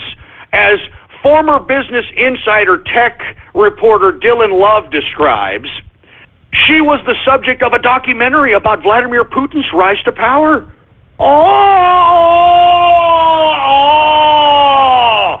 Let me repeat that one more again. She was the subject of the documentary about Vladimir Putin's rise to power in Russia called Putin's Kiss. And believe it or not, the reason they call it Putin's Kiss is because there is a clip within this movie in which she kisses Putin, okay? She kisses Putin because Putin gives her the ability and the papers to go and travel and live, which she currently now does in the United States of America, okay? Now, let me go ahead and continue on. She also serves as a master at social media. With over 30,000 Twitter followers, she says, I even found my previous job, Runa Capital, in Twitter. Oh, yeah? How was that possible? Huh? A 24-year-old Ruski girl who happens to be a part of this documentary of Putin's rise to power. Literally, it's a historic moment in Russian history, Putin's kiss. I mean, she kisses Putin for giving her the freaking papers to come over here to the United States. Now, okay, she was given papers by Putin. How the hell did she get here? Who let her in here? The Obama administration let this woman in here. Okay? You understand? The Obama administration. The democratically dominated Congress. And yet, they're going to point to Trump, Russia, Trump, Russia, Trump, Russia. Now listen, I'm not saying anything about this woman.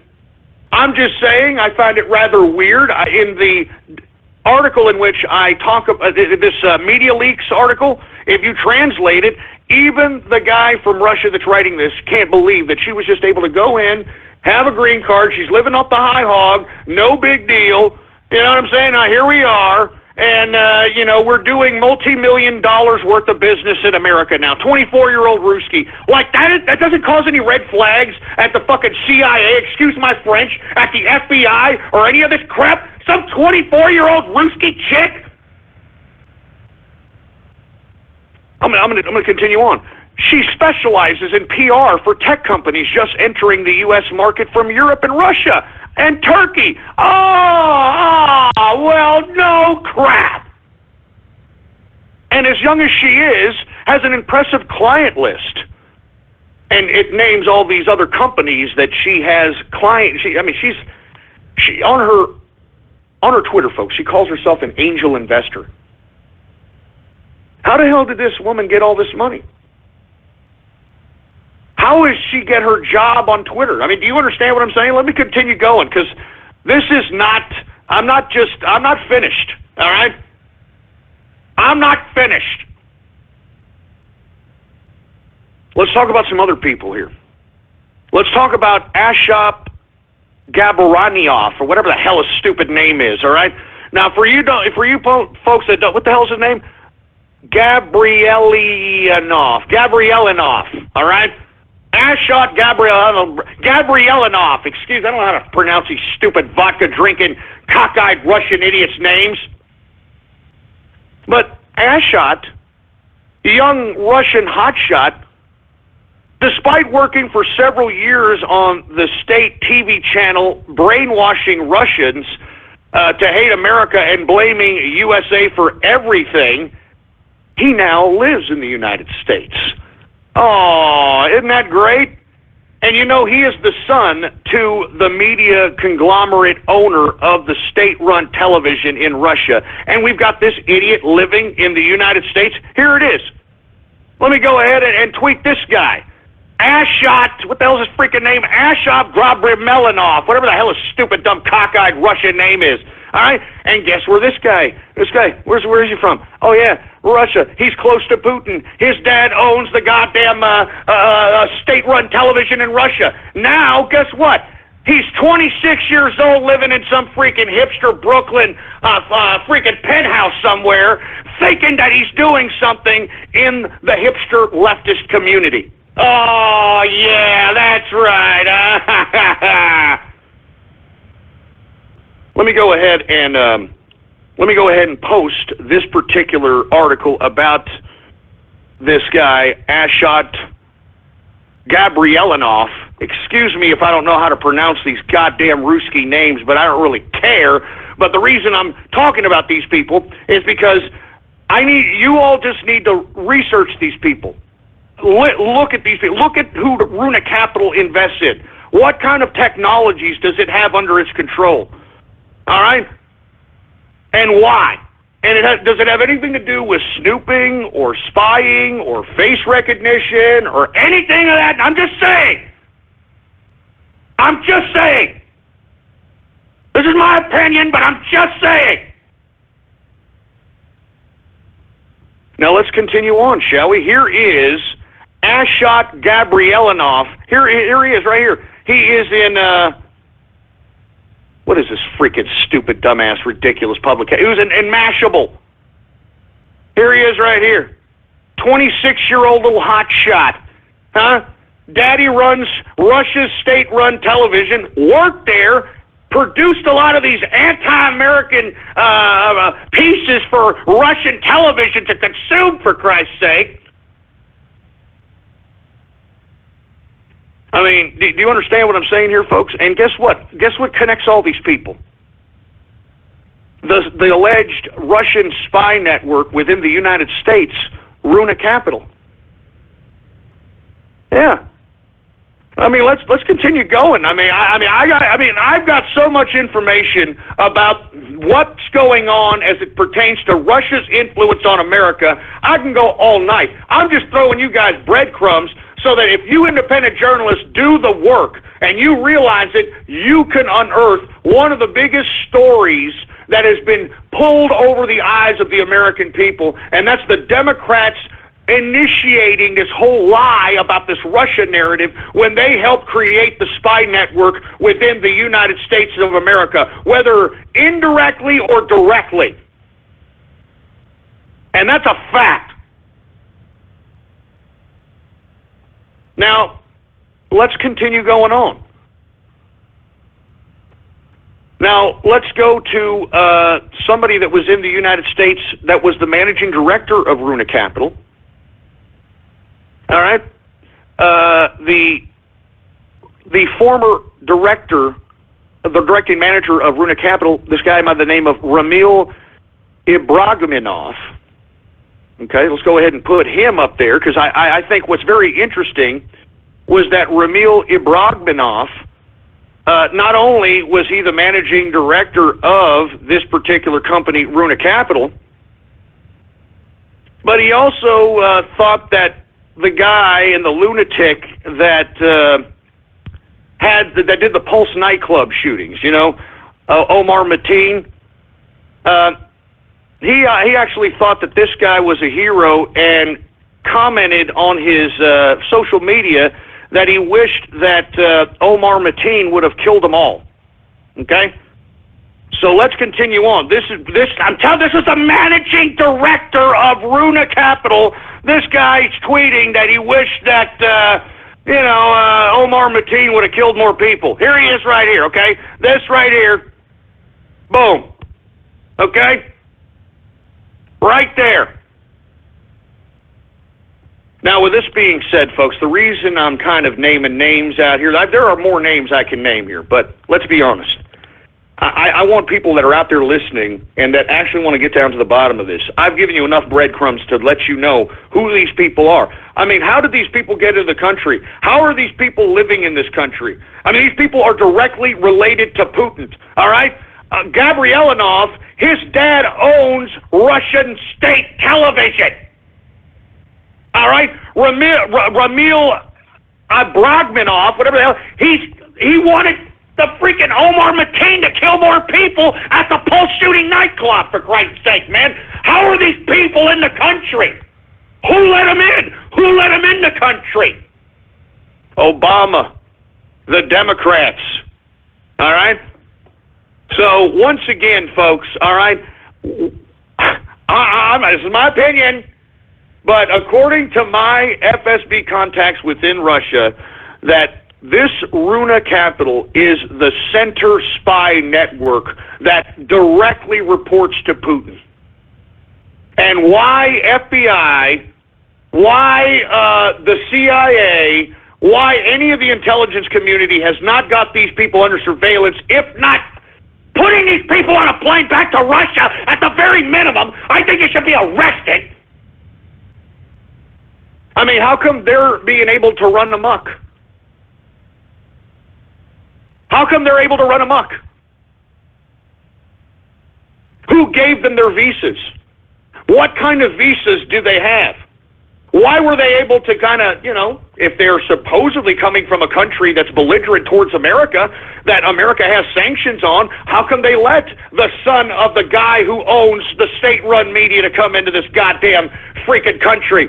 How come they let the girl that was behind the Putin's Kiss movie, all right, which was a movie about Vladimir Putin's rise to power? She was a central figure in that crap. That's why it's called Putin's kiss, because she kissed Putin. She's like, thank you very much, I love you. I mean, this broad, of all people, this broad kissed Putin.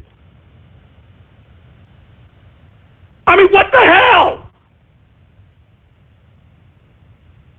And last but not least, folks, and then I'm going to move on to another subject matter, because I don't want to delve into this anymore, because what I just unraveled, in my view, was something that was very secret within the Russian intelligence, and I believe that I've just made myself a target by the Russian FSB or any kind of intelligence agency as far as I'm concerned.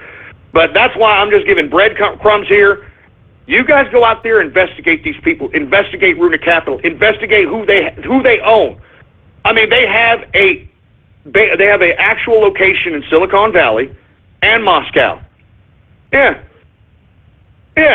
they've got a location in Silicon Valley and Moscow, and yet you've got Democrats talking garbage out here about Russia, Trump, Russia, Trump. You got the mainstream media talking about Russia, Trump, Russia, Trump. Are you kidding me?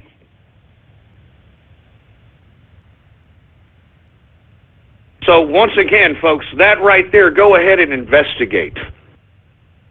Runa Capital is the spy network of Russia's intelligence gathering and influence on America that's based in Silicon Valley. And that's all there is to it. All right? I mean, I think that Runa Capital should be investigated thoroughly. And listen, this is my opinion, once again. I mean, I'm just saying this because it's my view. But I've actually had contact with people from, and this is the truth, folks. I am not lying. I've been contacted by somebody from inside Russia, and they have informed me on these particular connections and have informed me about other things. And I'm telling you this right now, we need to spread this around like wildfire. We need to connect the Democrats to Runa Capital. We've got to connect the Democrats to any of these people, and we've got to run with it. We've got to make freaking articles, blogs, whatever the case might be.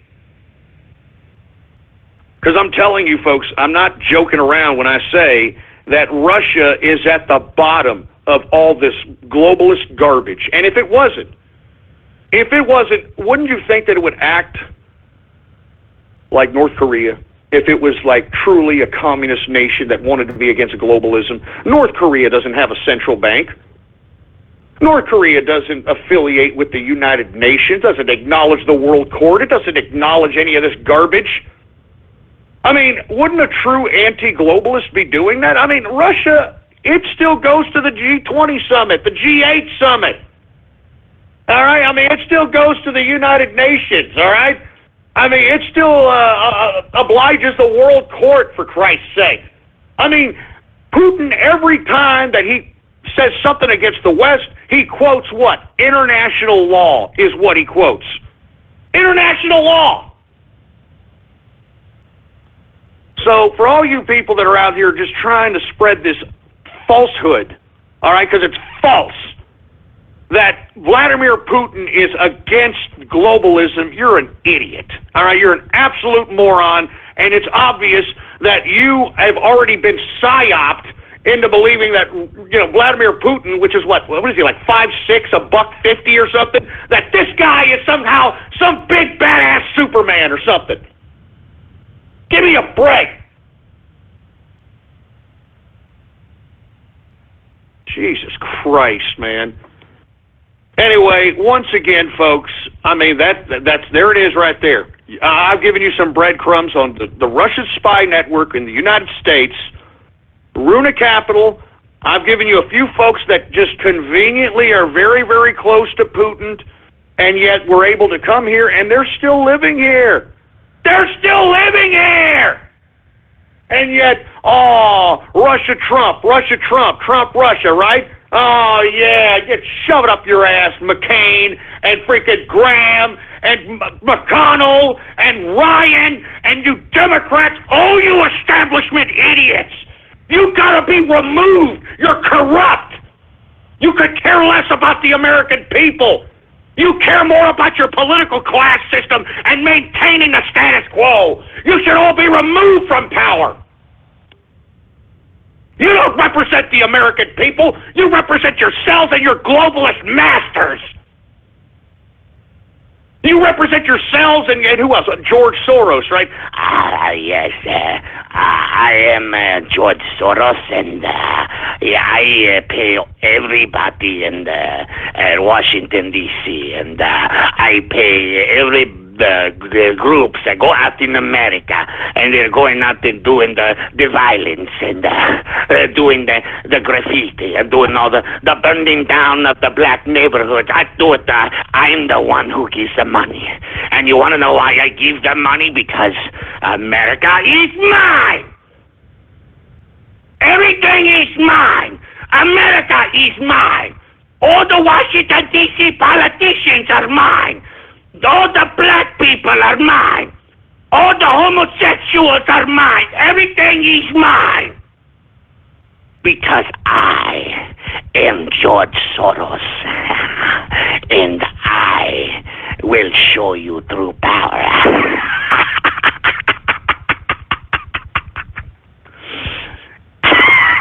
I should have died years ago, but I'm alive. Because the world is mine. Your filthy, dirty children are mine.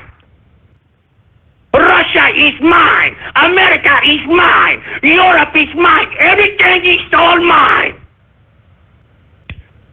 I'm serious. That's the globalist master right there, man. That's the James Bond supervillain right there. George Soros, all right? Jesus Christ, man. Wake up. I mean, you got supposedly Putin putting out some kind of a warrant out for freaking George Soros. He can kill his double agent spies living in England somewhere under 24-hour surveillance, and yet he can't touch Soros. Get out of here, man. Get out of here. People are being psyoped. Jesus Christ. Anyway, you know what? I'm going to talk about this anymore, right? Let's move on to the next subject matter. All right? The next subject matter I want to talk about is something I disagree with Donald Trump about. That's right, man. I do not agree with this goddamn Ryan Care, okay? I'm sorry. This Ryan Care is an utter joke. It's an insult, is what it is. And I'm glad that Jim Jordan and other congressmen that are on the right wing of the political spectrum are saying that they will not support this bill. Rand Paul is providing at least another alternative. In my view, folks, we just need to repeal the whole damn thing. Why are we having health insurance companies in charge of our health? I mean, that's the only option that these bureaucrats in Washington, D.C. want to give us as American people. They want to give corporate control over our health to a bunch of bean counter insurance companies. And, you know, they pulled the wool out of everyone's eyes on this Ryan Care, because under Ryan Care, illegal immigrants can still get entitlements. They can still get health care. They can still get free crap. Oh, yeah. And you know what? That fine that supposedly went away? No, it's going to be corporately enforced, not enforced by the IRS. All right? It's going to be corporately enforced, meaning that if you have gone without health insurance for more than 63 days, the next health insurance company can now legally fine your ass if you want to have health insurance. I mean, do you get it? And the fine is even more than the goddamn fine in Obamacare. So let me explain something to you. I think that the reason Trump is falling in line with this Obamacare situation is because, I'm going to be honest with you, I don't think Trump understands the nuances and the complexities behind all this ridiculous bureaucratic hoopla that is health care. Remember, Trump has got a lot on his plate. Right now, he understands that politics is about perspective. And I believe somebody within his inner circle is advising him and saying, look, if we pass this, all right, even though it's not good, even though it's pretty much another version of Obamacare, but more economically solvent. Because right now, if we don't do anything, folks, Obama is going to collapse on itself financially. And everybody knows it. The Republicans know it. Everybody knows it. And that was the intention, folks. I mean, you have to understand, that was the intention of Obamacare, so that it would implode on itself so it could incrementally bring in socialized medicine. And that's the intention. And you see, Ryan Care just kicks the can down the road even longer. I mean, it keeps this ridiculous Obamacare. And listen, let's be honest. The Obamacare, Ryan Care, all it is maintaining the monopolization of our health in the hands of insurance companies. And I've said this time and time again. I don't think insurance companies should have any bearing over our health. I mean, what happened to us, folks? I mean, 40 years ago, we had the best health care in the world. 40 years ago, we had heads of state coming over here to America to get surgeries, to have health care, to get cancer treatments, and so on and so forth. I mean, what the hell's going on? As I stated, folks, it's this monopolization, this merging of corporatism and government is what is being dictated in our lives, and it's being dictated by these damn bureaucrats. And the reason Trump is going along with it, folks, because on paper, if they pass this ridiculous Ryan Care or Obamacare Light, on paper it looks as if Trump is doing everything that he said. And I don't think Trump understands the complexities of healthcare, because the reason that Obamacare was structured in the fashion in which anybody who attempts to dismantle it, it will leave 40+ million people uninsured. Because right now we've got 48 million people that are insured on Obamacare that have pre-existing conditions, that are old or poor, or illegal immigrants for that matter. And if we were to just go ahead and repeal the whole damn thing, those 48 million people would be out of health care. And you see, Obamacare purposely did this so that they could politically own health care and induce socialized medicine. Because they know that if anyone was to repeal Obamacare, whoever repealed it would look like monsters. They'd be looking like Uncle Scrooge, like taking away somebody's health care from the sick is what they're going to try to make it look like. When in actuality, folks, the whole Obamacare scheme is a scam, and so is Ryan Care. What Obamacare and Ryan Care do is take money from people that are paying insurance premiums at high rates, that are healthy, that don't go to the doctor, that don't have debilitating ailments, that are basically generally in all good health. They charge these folks more than the folks that have the debilitating diseases, the poor, the old, etc., etc. Now, what this is doing, folks, it is eating the middle class, because that's the true foundation of the destruction of our country, is if we eliminate the middle class, and once we become a two-tier class system, well, then that's the basis of communism, folks. A two-tier class system, that's the basis of communism. You've got the bureaucrats and the freaking Politburos and in the communist government and the rest of the people. That's it. Just like in China. So once again, I disagree with the president, and President Trump, please understand that I would just scrap this whole goddamn thing and just forget about it. I think that Ryan did this on purpose. I think that he understands that you don't really understand the complexities of the healthcare system. You don't really understand about the structuring of the scheme, because that's really what it is. That's what Obamacare is. It's a freaking scam. It's a scam. So that's why I'm saying, folks, what we're witnessing here is not what we wanted as those of us that wanted to repeal Obamacare. I wanted to repeal. I don't want to replace. I want to repeal. I think that everybody should be dropped from insurance. You want to know why? Because then doctors who have left the field because the goddamn insurance agencies have taken control of healthcare, they'll come back. The doctors will come back. They'll open up their practice in a small, maybe some of the dead space in these retail and office spots, all right? And start practicing again. And you see, that's what we need to get back to, man. Where in the hell did we go wrong? I mean, I remember when folks didn't have the health care or the health insurance necessary. I mean, we had charity hospitals, folks. And you see, unfortunately, charity hospitals have turned into for-profit hospitals. Because who makes the profit? The bureaucrats within the nonprofit organization who allocate all the damn revenue into their pockets, into their perks, into their traveling, into their food, and all that crap. I mean, I just think that we need to eliminate health insurance off of the patient completely. Why should a corporatist health insurance company have any kind of say-so over our health?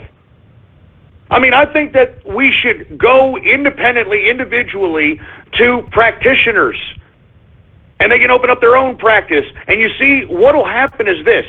You're either going to be a practitioner that has so many patients that you can increase your money to, see patients because you've healed so many people, you know, word of mouth. I mean, now that we've got the internet, if you happen to actually make people better, people are going to want to go to you. You know what I'm saying? But instead, we have this ridiculous government-run healthcare system that allows the corporate health insurance industry to dictate over our health. That's why we're seeing more sick people today, folks. I mean, that's why we're seeing the cancers at young ages. That's why we're seeing all these invasive surgeries all of a sudden. That's why everybody's taking medication. That's why everybody's sick. I mean, the scheme of healthcare induces this. The current system that we have as healthcare, it doesn't encourage health. It encourages people to be debilitating so they can keep coming back and billing the insurance company, for Christ's sake. That's why when anybody goes to the doctor, they don't get better. You know, you know what they get? They get better from some ailment that was ailing them and get a medication that gives them a side effect. It's just so stupid. You know what I mean? It's so stupid. And listen, people are saying, hey, well, people who couldn't afford it, people can't afford it. Well, that's when society has to realize that, okay, maybe we need to take care of our sick and our elderly and those that are afflicted with debilitating ailments that can't pay. Maybe that's when charitable hospitals that used to care for people out of the sake of caring for people, instead of because look, you want to know why nonprofits are profit hospitals now? The insurance company, man.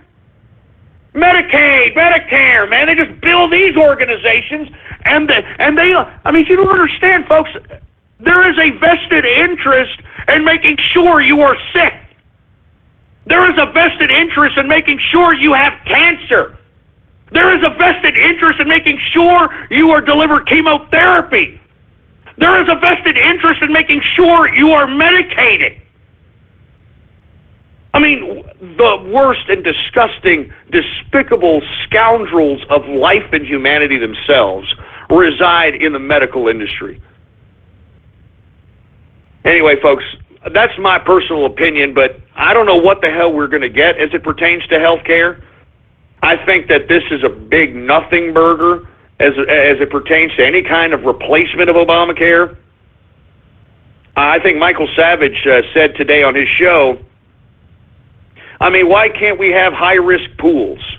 If we're going to go this insurance route, then why does somebody who basically doesn't, do too many kinds of riskful activities, doesn't conduct itself in any kind of activities, they could put their health at risk, they are charged differently from somebody who does a job that's really high risk, that they could potentially get injured or get hurt at or killed at, or somebody who's a stunt man, or somebody, with all due respect to my LGBTQ brethren and sister and pansexual, if you have more than 5+ sexual partners in a year, I think that, that's pretty goddamn high risk, and, you should be paying a little more for that, man. I mean, you're going to get the VD, you're going to get something, man. I mean, why do the people that are the most healthiest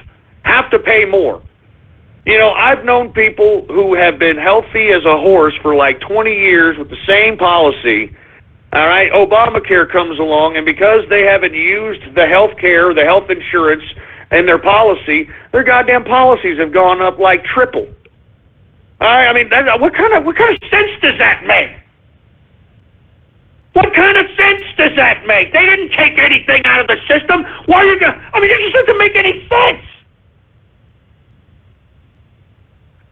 Anyway, folks, I personally believe if we're going to go this direction, and we're going to continue on with the damn insurance direction, I think that we need to have high-risk pools in which, you people that have higher risk of debilitating ailments or any kind of health issues should pay higher insurance, and those that don't. I mean, that's a start. I think also we should reduce the amount of paperwork involved in healthcare. I mean, I remember Dennis Kucinich. I've tried to tweet at Dennis Kucinich. If he doesn't want to tweet at me because I'm a freaking, capitalist right-winger. But I tried to ask him, what was the bill that you initiated in which, and part of the bill, it described how 80% of the cost of health care is in paperwork. And that in the bill, it kind of talks about how to eliminate that paperwork, how to eliminate that bureaucratic mess that is increasing the cost of health care, how to just completely diminish that. So I think that there's a lot of ways that are not being talked about on the Hill right now. These people are a bunch of corporatist assholes.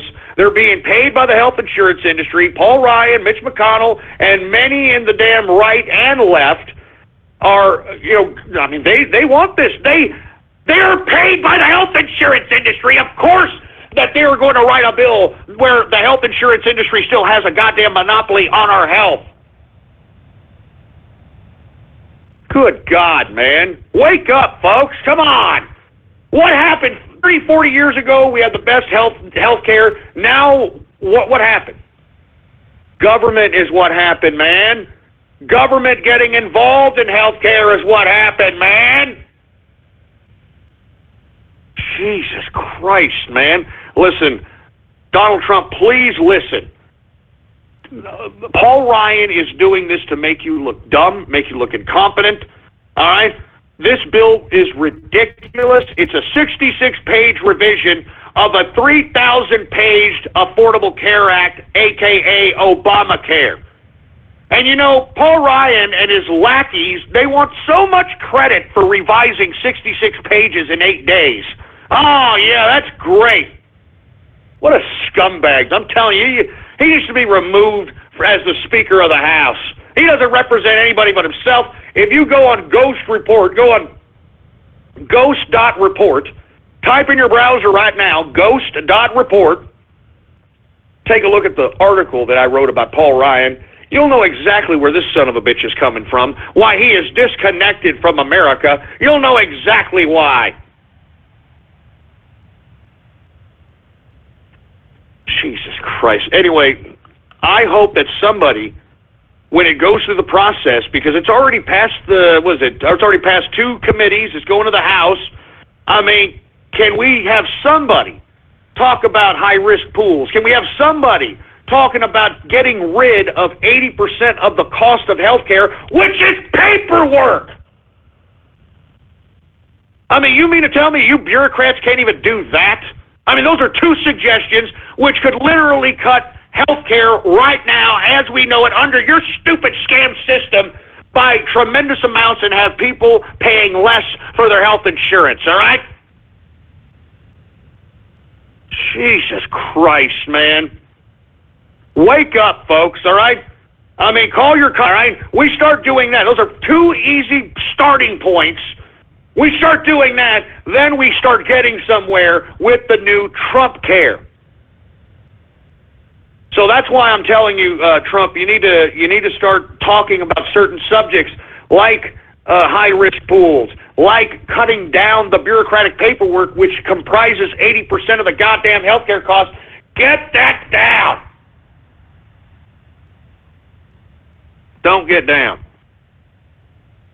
And Laggett said, would high-risk pools involve trade workers who don't get paid much but have high rates of injuries due to work? Well, wouldn't it behoove the government to basically, force those corporations that use maybe, I don't know, coal miners and oil riggers and everything to pay for their health insurance, or at least pay for some of it? I mean, that makes perfect sense.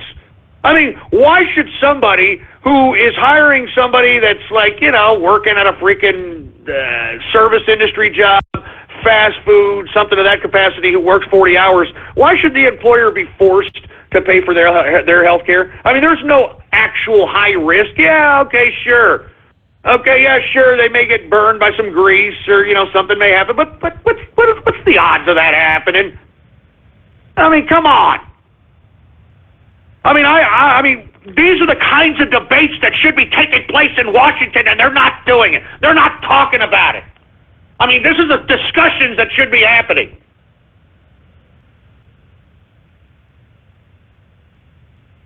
Anyway, folks, we are now in the third and final hour of the True Capitalist Radio broadcast. And, of course, I am your host, the man they call Ghost. And once again, folks, I want to thank everybody for tuning in with me. Before we get started, I'd like for everybody to please spread it around like wildfire and let everybody know that True Capitalist Radio is in effect and in the house, and we are live every Monday through Friday, 4 p.m. Central Standard Time, right here on the official website of the True Capitalist Radio broadcast. It is blogtalkradio.com/ghost.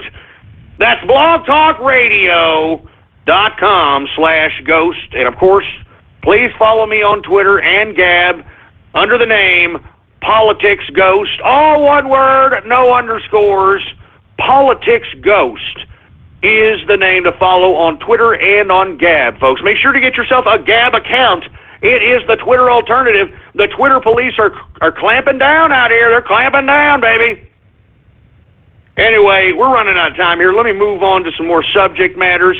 Now, speaking of Twitter police, yours truly was locked out of his Twitter account because of a tweet that I made about a month and a half, 2 months ago.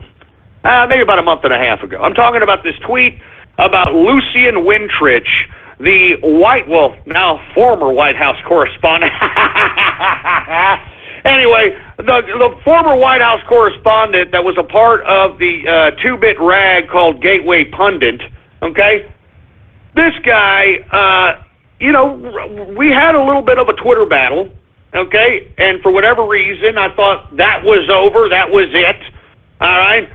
But you see, folks, he obviously blames me because I made these pictures a little bit more popular of his extracurricular activities in which he likes to film young boys.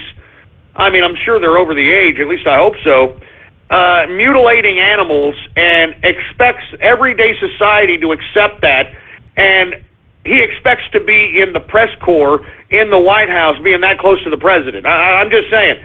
Anyway, this tweet was about a month and a half old. Ever since I tweeted this, all of a sudden, Lucian Wintrich has gotten lots of attention. And it's lots of attention that he does not like and does not want. So as a result, what did Lucian Wintrich do? He literally got me locked out of my freaking Twitter account because of this ridiculous tweet I made of him, which I said, is this guy, I mean, listen, I basically just tweeted some pictures that he posted, said a comment, and that's it. And this guy reports me to the Twitter police and gets my Twitter most of Saturday, okay? I end up getting it back. And then I said, okay, Lucian, all right, you want to play games? You want to play games? Okay. Say hello to my little friend. And I had to, unfortunately, pull some strings, which I don't like to do, folks, because I don't want to basically show off my power of influence, especially within the White House. But Monday, Lucien Wintrich, now former White House correspondent, was removed from the press corps and his press credentials were revoked. And he really didn't get a good explanation for it. And now he's hollering that it's something that it's what is he hollering? He's hollering some freaking leftist crap. It's gay discrimination is what he's hollering now. They're discriminating against him. They're revoking his goddamn credentials because homophobia. Lucien, yeah, we're not homophobic. We just don't like seeing young naked boys mutilating animals and then think that someone like you who takes these kinds of photos is going to be considered legitimate in regular everyday society. I mean, what is this, man? I mean, listen, I don't care if you're homosexual. I mean, that's you like that, you like that. That's great. I'm happy for you, okay? Why is it that the LGBT movement nowadays, in my opinion, I mean, there's just too many of these cases to overlook. Why are these LGBT voices have a fetish for young kids, dead animals, spirit cooking activity? Can somebody explain what the hell is going on here? I mean, it goes back to what I've been saying about folks that need to have age checks, in my personal opinion. I mean, D. Ray McKesson, Milo Yiannopoulos. I mean, I think that these people, in my opinion, should be checked for the AIDS because, in my view, I think that's why they're leading a group of people, in D. Ray's case, his own black folk, and in Milo's case, the fruity-ass alt-right, leading down these people in a path of destruction. All right, and that's not what leadership does. People that are wanting to lead people, you're not supposed to lead them into destruction. But you see, in my personal opinion, I just think that I'm seeing too much correlation of homosexuals that look like they're AIDS infested that are conducting themselves in very violent, radical activity. I mean, Scott Fovel in the Project Veritas videos, the bird dogging guy, all right? I mean, D. Ray McKesson. I mean, the two fruits that wanted to pour acid down a goddamn ventilation system to choke people. That was another Project Veritas. Those guys looked AIDS infected, for Christ's sake. I'm just saying, there's just too much correlation of people that look like they got the AIDS and them doing crazy, ridiculous, very off-the-wall, psychotic, hurtful crap. I'm just saying. Now, with that being said, I just don't understand. I mean, I would like to have Lucien Wintrich on. I doubt he will come on here because he's ignored me, all of the inner circle, most of the capitalist army, and anybody who has capitalist right in their profile. He's ignored you now because he knows he done goofed and he shouldn't have come at me. Now he got his White House press credentials revoked. You got your White House press credentials revoked. Let me tell you something. Don't come at me again. You hear me, you alt-right pricks? Don't come at me again. And I for good fun, all right? We went at Richard Spencer too. All right? I mean, it was a busy weekend. That's why I took yesterday off. I'm telling you that right damn now. Richard Spencer, for you folks that are unaware, Mr. Alt-Right himself, this guy who is supposed to be running a nonprofit organization, what the hell is it called? Here, let me go back to the Twitter. I forgot. There's so much crap that this world is involved in, for Christ's sake. Let me go back to the Twitter here, folks. Here it is. Jesus Christ, where is it? Here it is. The, what the hell is it? National Policy Institute. That's what he ran. That's what his nonprofit organization was. So we did some investigating and couldn't find any kind of numbers, or we couldn't find anything on the National Policy Institute. We couldn't find any earnings, any donations. I mean, any of the paperwork necessary to be running such a group, we couldn't find any of it, which we thought was kind of interesting. So we just investigated and thought it was an anomaly. We questioned the proper authorities, like, hey, do you have the information? I mean, because we'd like to know it. We're the public. We'd like to know this. They informed us they didn't have the information, and lo and behold, IRS strips Richard Spencer of his nonprofit tax exemption status. Don't mess with the capitalist right. Don't ever mess with the capitalist right. We are rising from the ashes of the alt right. Don't mess with the capitalist right. This should show every one of you that the capitalist right, the capitalist army, is serious goddamn business. It's serious goddamn business. Don't come at me again. Lucian Wintrich, Richard Spencer, don't come at me again. This is the capitalist right, damn it. This is the capitalist right, and we're taking over the Republican Party. We're taking over the right-wing political spectrum. We're taking over. We're taking over. Do you understand me? We're taking over. We're taking over, and there's nothing that the right wing can do about it. There's nothing that the Republican establishment can do about it. There's nothing that the alt-right can do about it. There's nothing that any of these dumb, ridiculous, nothing, no one. I told every one of you that this was a capitalist revolution. Didn't I say that this was a capitalist revolution?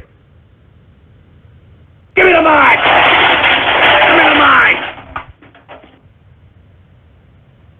Don't mess with the capitalist right! Once again, folks, Saturday, Lucian Wintrich tries to lock me out of Twitter. Monday morning, he has his press credentials revoked. Richard Spencer trying to sit here and be Mr. Spotlight. Hey, listen, let me tell you what happened to Spencer and why, this unfortunate incident happened to him, okay? It happened to him because I know, as well as everybody who's done investigations on this idiot, his connections to Russia. And if you want my personal opinion, I have always alluded to, in my opinion, that he was placed there to make Donald Trump look like a moron. I mean, when he did that ridiculous Sieg Heil, when he did that Sieg Heil crap during the election night. Remember, after the election, he gets up with a couple of Jews, mind you, okay? I mean, I'm just saying. He gets up with a couple of Jews and does a Sieg Heil to Trump, Sieg Heil to Trump. And, of course, CNN had cameras there to make sure to film it, and that's when Richard Spencer made his name. And you know what? Richard Spencer always puts his face in any kind of media association. He was at CPAC. He wants to go down to Berkeley. I mean, this guy's a complete and utter media whore. And the reason he's a media whore, folks, is because, in my personal opinion, he's put here to make Trump look like a moron. All right? I mean, look at his actions, man. He's here to make Trump look like a complete idiot. So with that being said, we did some investigation, and we all know about this. I've told you about the Dugan connections. Right after I told you about the Dugan connection, all of a sudden Dugan is every goddamn mainstream media outlet, for Christ's sake. Alexander Dugan, the political philosopher that is literally in back of all these Ruskies. I mean, this is the guy who is called Putin's brain in Russia, Alexander Dugan. Anyway, look, I did this because I'm going to tell you, let me take that back. Whoa, let me take this back. Let me take that back. This was done, okay, because, I'm tired of the alt-right. I'm tired of them. I'm tired of them. I know that they're controlled opposition, and I put them in a scenario that proves it. Lucian Wintrich, what is he crying about? He's playing the gay card now. He's playing the gay card. He's like, oh, it's not fair. They're coming at me because they're homophobic. It's not fair. I got my press credential denied because I'm a homo, and you're a homophobic. He's being a leftist. He had me locked out of my Twitter account. What is that? Leftist tactics. And Richard Spencer, you know what, Richard? I don't like you. I don't like you. I think that you're a fake, phony, fruity-ass, fruit bowl gay bastard, in my opinion, okay? And I think that you are controlled opposition. I think that you and your wife are Duganites. I wouldn't be surprised if, you weren't collecting some form of Russian payment via the think tank that Dugan sits on in America, or, I don't know, this is my opinion, maybe we can look into some connections with Runa Capital with either Richard Spencer or Nina Byzantina, his wife. So, I don't know, man. I'm just simply stating, this is the capitalist right. Don't come at us, all right? I mean, man, how much more digital damage do we have to do before you people start realizing we're serious business here, all right? Why don't you go ask the Black Panther Party who we are? They know who the hell we are. Why don't you go ask D. Ray McKesson? Right now, if you go and just put anything about the capitalist army, if you put anything about the capitalist right in D. Ray McKesson, he'll ignore your ass. Same thing with Lucian Wintrich.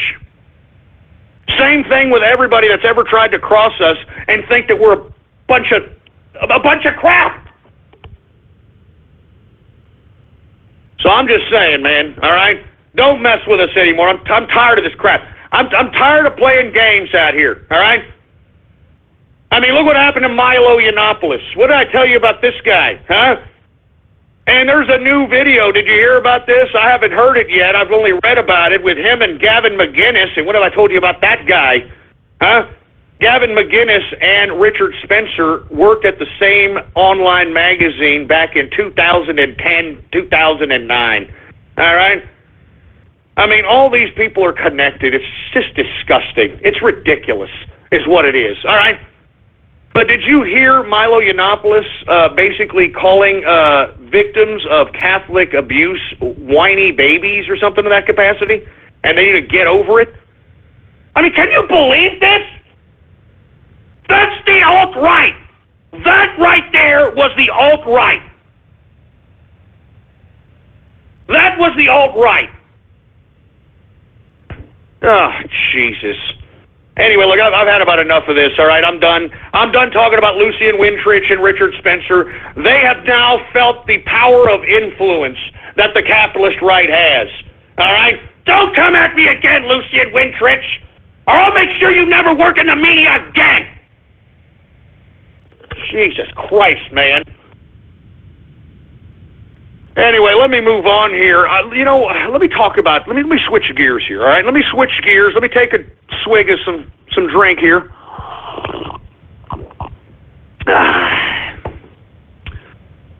Let's switch gears here and talk a little bit about a studio-ass gangster by the name of Snoop Dogg.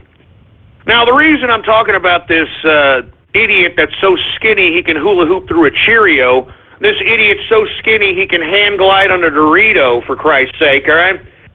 The reason I'm talking about this moron is because he put out a video, I believe it was yesterday, in which he depicts himself shooting what looks like a characterization of Donald Trump dressed as a clown.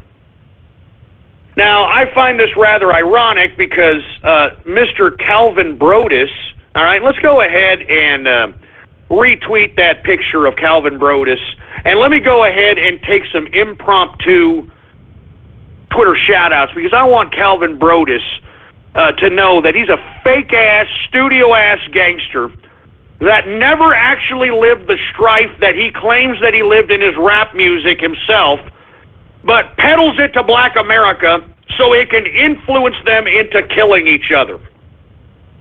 I mean, seriously, folks, here it is. Look, let me go ahead and retweet this here. I'm retweeting it now. Look at this. Here, his name is Calvin Cordozer. Like, Cordozer? Wait a minute. Hey, Snoop, are you Dominican or something? I mean, you're not, what the hell is this? Codozar. His name is Calvin Codozar Brodus Jr., okay? A.K.A. Snoop Dogg helped kill millions of black people by glamorizing a lifestyle he never lived. And I want to remind people that prior to Snoop Dogg and Dr. Dre and NWA and all that we didn't have this kind of gang problem. We didn't have some glorification of degeneracy and ghettofied degeneracy. I mean, the idea of gangsterism was a very, very small speck of society. And it wasn't until Eazy-E and Dr. Dre and specifically Snoop Dogg, when they glamorized this very, very small segment of society and they made it mainstream, that's when we started seeing ghettos in middle-class neighborhoods. That's when we started seeing children of all different racial makeups acting like some thuggery idiot that was induced by the music and the characterization that Snoop Dogg represents. I mean, this guy has killed more black people with his music than the Ku Klux Klan could have ever imagined. This guy, in my opinion, if you lost a child in gang violence anytime between 1993 to now, in my opinion, I think that you have a case against this idiot. And Dr. Dre, and all these people. There should be a class action lawsuit, in my personal opinion, suing the bejesus out of everybody who has capitalized and made millions, and in some cases, like Jimmy Iovine and Dr. Dre, billions of dollars off of fake black strife. Now gangsterism and all this ridiculousness that the freaking Snoop Dogg raps about, now it's a reality, now it's mainstream. But when this asshole started off back in 93, 94, this wasn't mainstream. We didn't have ghettos in middle-class America. We didn't have ghetto-fied, glorified degeneracy. These people induced it. Snoop Dogg, Calvin, Codozar Brodus, this asshole induced it. And now this guy has the gall, this asshole has the audacity to sit here and try to make some kind of a goddamn parody, trying to simulate assassinating my president. Yo, screw you, Snoop Dogg. I'm tired of Snoop Dogg. You know, have you ever heard his music, folks? Oh, this guy's talking about busting caps, pimping hoes. I mean, this guy thinks that, I mean, if you would have heard this guy's crap, you would have thought he's killed 1 million people. You'd have thought that, you know, he's going out Nino Brown style, popping caps in people's heads in broad daylight. You know what I'm saying? I mean, you would think that this guy's some scary-ass gangster. He's a stupid, studio-ass gangster. He's a fake. He's a phony. Let me tell you something about Snoop Dogg. When Snoop Dogg got dropped from Death Row Records by Suge Knight, right after Dr. Dre left Death Row Records because, you know, he didn't really want to piss off Suge Knight, you know what I mean? So he basically walked away with nothing, Dr. Dre. He walked away from Death Row Records with nothing because he didn't want Suge Knight after him. I don't blame him. But when Snoop Dogg was out here, he was so scared of Suge Knight, this son of a bitch signed, I think it was a 2-album deal with No Limit Records. Do y'all remember that? No Limit Records was owned by, at the time, Master P, before he, got taken for everything and what he was worth for some stupid broad. Anyway, you had Snoop Dogg hiding under the nutsack of Master P's brother, C. Murder, who, ironically, is in prison for murder. He was hiding under the nutsack of C. Murder because he was scared crapless that Suge Knight was going to come and bust a cap in his ass. You know, and let me tell you something. Hey, Snoop Dogg, you know what? Before I do that, let's just go ahead and take some Twitter shout-outs of Snoop Dogg, all right? All right, if you want a Twitter shout-out live right here on the broadcast, retweet the tweet that I just retweeted about Snoop Dogg being a studio-ass gangster, all right? Anyway, we got Mark Montag in the house. What's going on? We've got Moderate Rebel. What's going on to Comfy Man, Lego Man, Lego Fan 420. We've got Southern Minds in the place. We've got somebody named Dre. Oh, that's funny. We got Dirk Diggler. Who else do we have here? Cut Lives Matter in the house. We've got Maroxis. What's going on? We've got the Green Leader in the place. Silent Capitalist, Mr. Kruger. We've got the TCA Arabian Prince. What's going on, sir? We've got Distilling in the house. We've got, I'm not going to say that for Christ's sake. We've got Big Tough Capitalist in the place. Remington in the house. Stop Obama Now. Yeah, no kidding. Stop This Man is Right. We've got Jimmy Howe in the place. Laggett in the house. We've got Sergeant Yoda. Once again, if you want a Twitter shout-out, all you've got to do is retweet the Snoop Dogg Studio Gangster tweet that I just retweeted, so that dumbass, ridiculous, pathetic Snoop Dogg can make sure to have his little Studio Gangster face right in his face, right in his Twitter account, that stupid son of a bitch.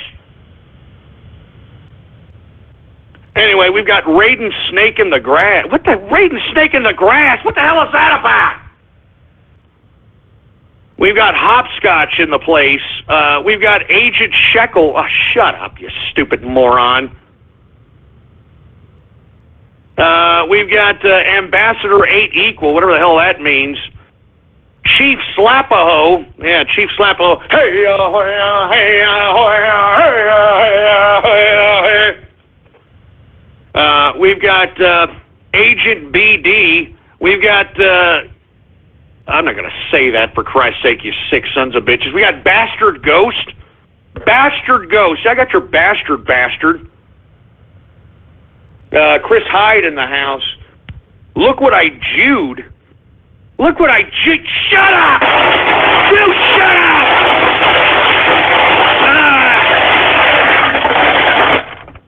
You all just shut up, man.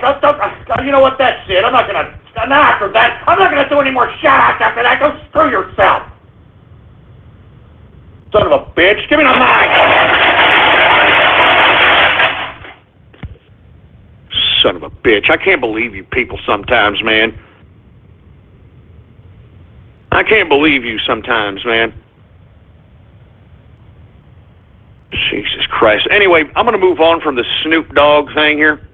But one thing I do want is I want to send a 187 shout-out to Snoop Doggy Dogg, all right?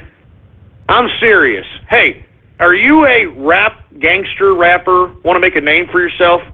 Huh? Why don't you go pop Snoop Dogg, man? Huh? I mean, you know, he's talking about how he's busted caps on this person and that person, and he's this and he's that. He's making videos wanting to assassinate my president. So by all means, you know, I'm not saying kill Snoop Dogg. I'm just saying, why don't you take a pop at him? Why don't you take a shot at him? You're such a big badass studio-ass gangster. He thinks he's a fake Crip. He ain't no goddamn Crip. Shut up, Snoop. You're a freaking Crip, man. I bet you can't even get a pass in any of the damn Crip hoods, for Christ's sake. Go down to Grape Street, Watts, and see if your ass don't get your ass handed to you, boy. Stupid moron. I don't love them hoes, I'm out the door. Remember, that's what he said. I don't love them hoes, I'm out the door. Somebody, you know what? If you're a rapper, you want to make a name for yourself. I mean, I'm just saying, I'm just trying to plant seeds here. I'm trying to plant seeds. This guy wants to assassinate my president. He thinks it's a big joke. This guy wants to sit out here and glamorize the ghetto-fied lifestyle. Well, by God, I mean, some rapper out there that wants to sell millions of albums right now, I mean, there is your opportunity. Take a shot at your opportunity right there. Studio-ass gangster right there. All right? And listen, y'all remember Shine? Y'all remember that rapper Shine? Anyway, for you folks, let me just refresh your memory. All right? Shine was this rapper that... as a matter of fact, I mean, he says he actually has a pretty decent song called Bad Boys, which is not bad. But anyway, Shine was this rapper that was an 18-year-old thug out of New York City, all right? Had just signed to Puff Daddy's, Bad Boy Records, all right? So what did Puff Daddy wanted to do? He wanted to take out Shine to celebrate, and at the time, he was with J-Lo, old Puff Daddy. He was, literally whipped on J-Lo. Anyway, Shine and J-Lo and Puffy went into this club, and for whatever reason, Shine was packing heat. I don't know, somebody stepped on Shine's shoe or something. I don't know what the hell happened. Shine pulls out a gun, starts busting caps at people, shoots a broad's eye out. A couple of people get injured. Shine did about 8 years in prison or something, and that's it. He's out. He's living in Belize right now. He's churning out records. He's living great, all right? So I'm just saying, for you folks that are out there that are rappers that want an opportunity, you know what I mean, that are gangster rappers that want to show how hard you are, Bobby Schmurder style or C Murder style. There it is, right there, Snoop Dogg. That's your opportunity right there. Take a shot at him. All right, right there. Take a goddamn shot at him. Studio ass gangster. Anyway, let me move on for Christ's sake. All right. Let's get to some international news before we run out of time, for Christ's sake. Man, time is running by pretty quick. Hours before the Dutch elections, folks, no one knows who to vote for.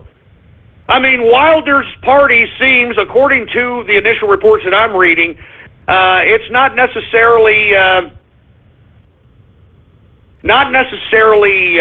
going too well for his party. All right? At least the exit polls and samplings in the Netherlands have told, according to the mainstream media. Okay, now this is a very, very interesting dilemma that the Netherlands is in at this point in time, because it's an either make or break moment for the Netherlands. I think if Wilders does not win, which he doesn't look like he is, folks. I mean, it'll be a miracle if he does. I think that the Netherlands need it at this point in time. They're being completely cucked, and they need some level of identity back into their system, into their politic, into their sociality. And I think Wilders, I mean, he may not be the best candidate politically. He may be a little bit rough around the edges. But at this point in time, this would be a blow to the globalists. This would be a blow to the EU. It'd be a blow to everybody. But it doesn't look good. The voters, according to the reports I'm reading out of the Netherlands, they don't know who to vote for. They're confused. They don't know who to vote for. So it's going to be an interesting election, to say the least, out there in the Netherlands. And we shall see if Wilders can pull it off. If Wilders pulls it off, you better expect the euro to go down, down, down, down, down. But it's interesting, right? Hours before the Dutch elections, no one knows who to vote for. I mean, come on, man. I mean, don't you all have any freaking identity out there in Netherlands? Europe is being overrun. It's being overrun by Yehudis, for Christ's sake. What's wrong with you people? It's being overrun by Yehudis, for Christ's sake.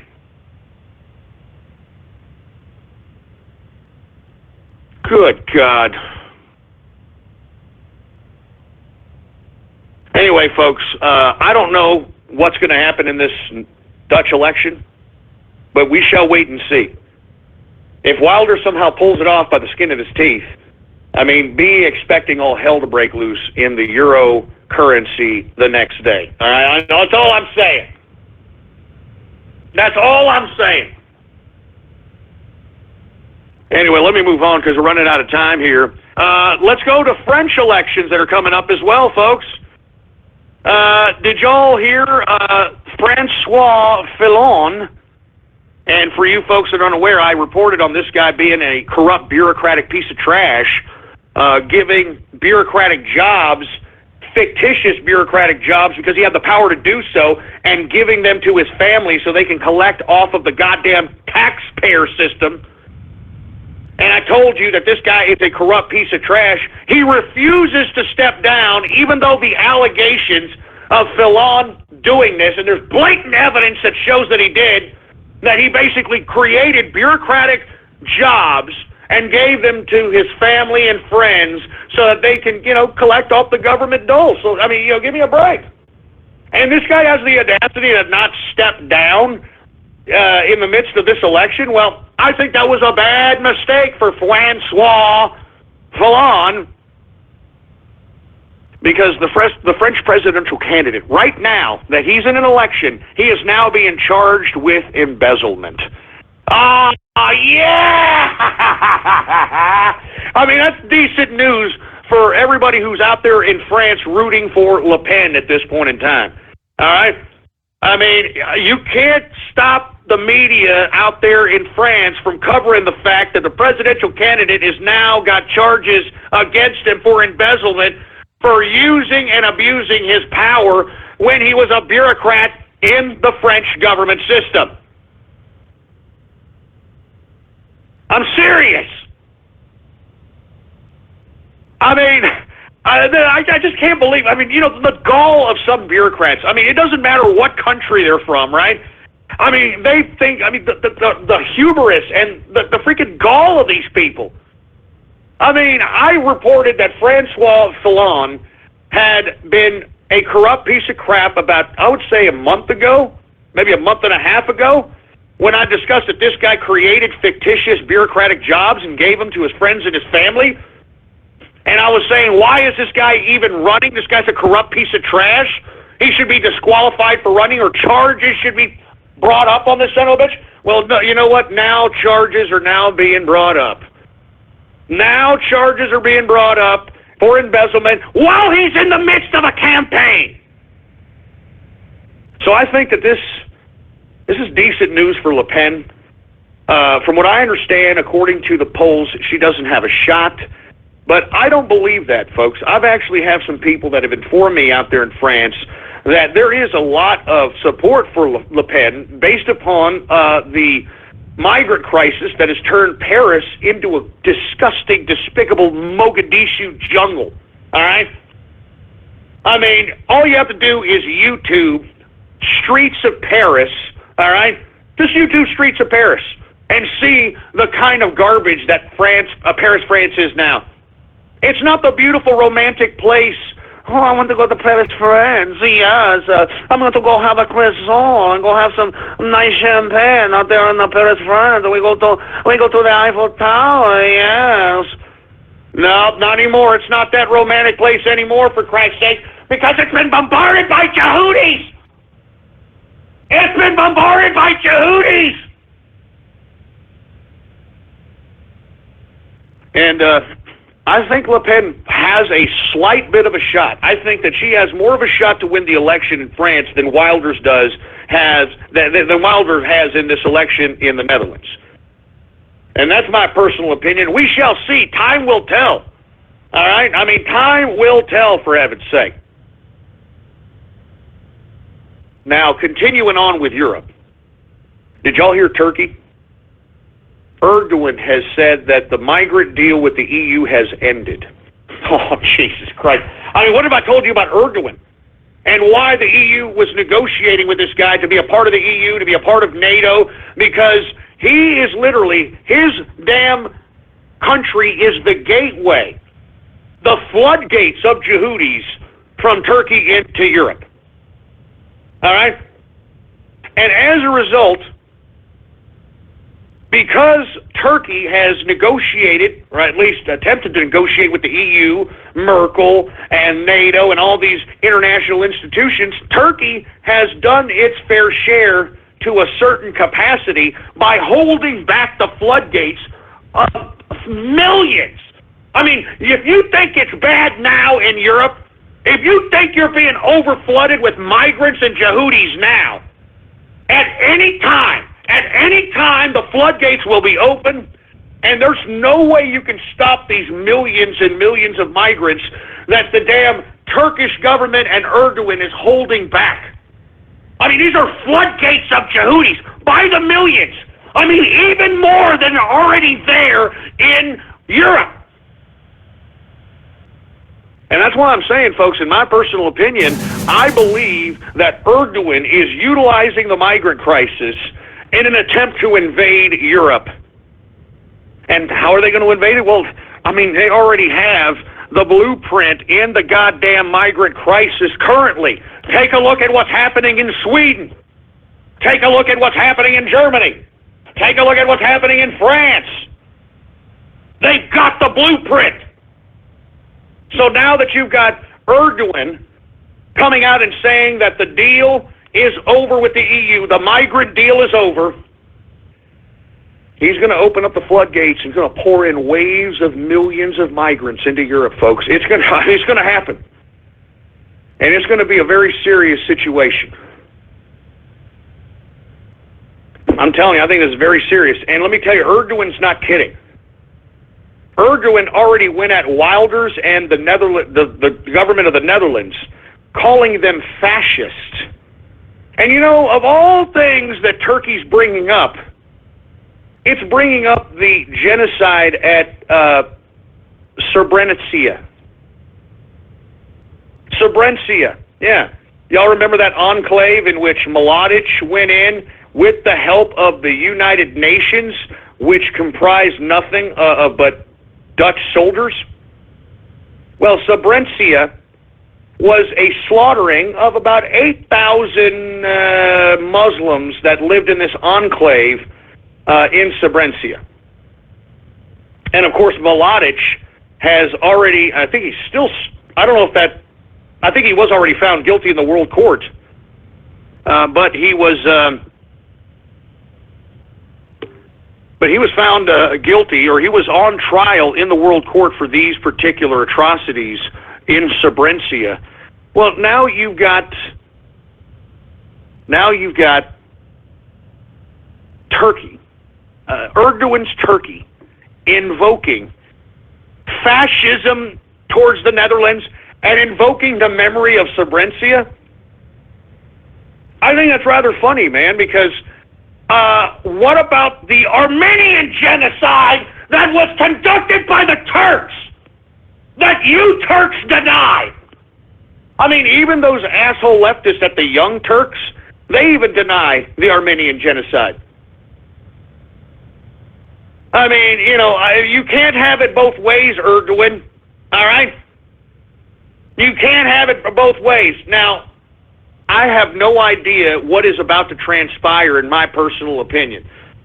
I don't know what's about to transpire because, I mean, when these floodgates of migrants are allowed to just go right into Europe from Turkey, I don't think Europe's going to be prepared for it.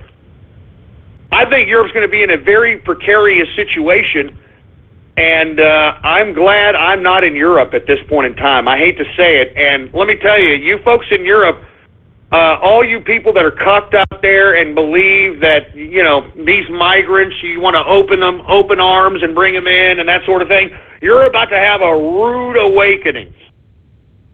You're about to have a rude awakening when Turkey opens up these floodgates. That's all I'm saying. Anyway, let's get to some good European news. Brexit is now a reality, baby! Woo! Let me go ahead and say cheers, first and foremost, to my brethren across the pond in Britannia. I know that y'all have already celebrated this victory. It is a good victory. I am glad that you are now rid of that ridiculous international institution, the United Nations, the European Union, and I'm glad that it's now a reality. I tell you, I think that Theresa May picked her spots here. But I believe that the whole full implementation, if I'm not mistaken, is not until March 30th. But it has already passed the Lords. It has already passed the Parliament. I mean, it is law.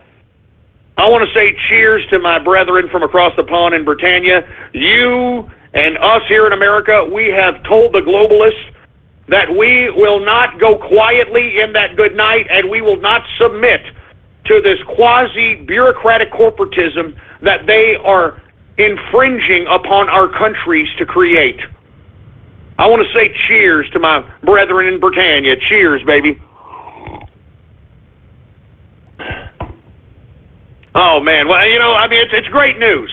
It's great news for my brethren in Britannia. It's great news.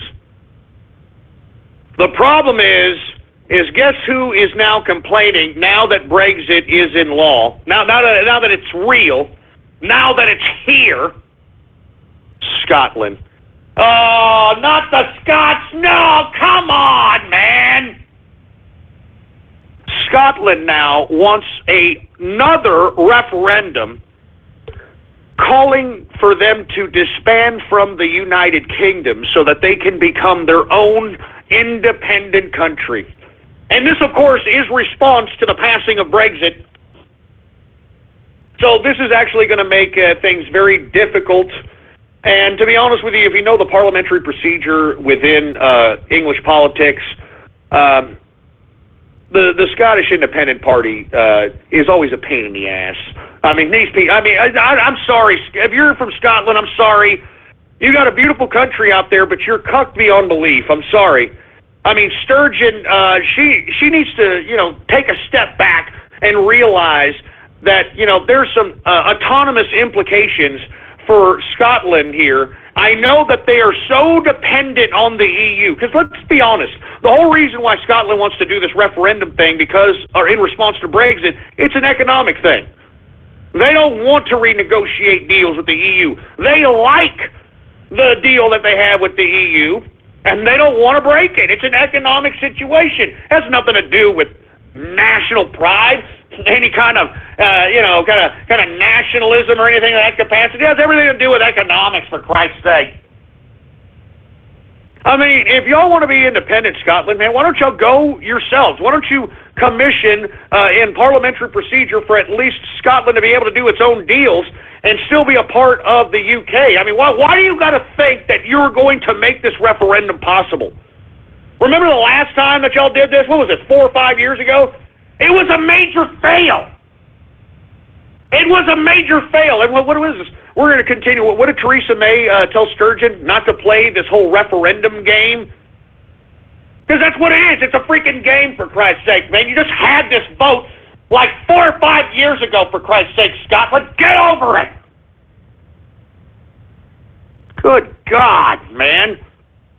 I'm telling you, you Scottish, man, I like Scotland. I like the land out there. I like the countryside.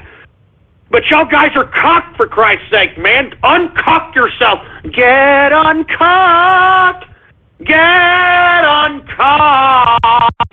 Get uncocked. Get uncocked. Anyway, now Scotland wants out of the UK again, now that Brexit is now a reality. That's just great. Anyway, folks, last but not least, let me go into this last subject matter. Are you familiar about this new facial recognition technology that is now being put forth in application form that can literally, find anyone, by taking their picture with their cell phone, they can find anyone's Facebook with a 70% accuracy. Yeah. Facial recognition app lets users find strangers on Facebook by taking their picture. I mean, isn't this rather invasive? I mean, isn't this actually providing help for stalkers here?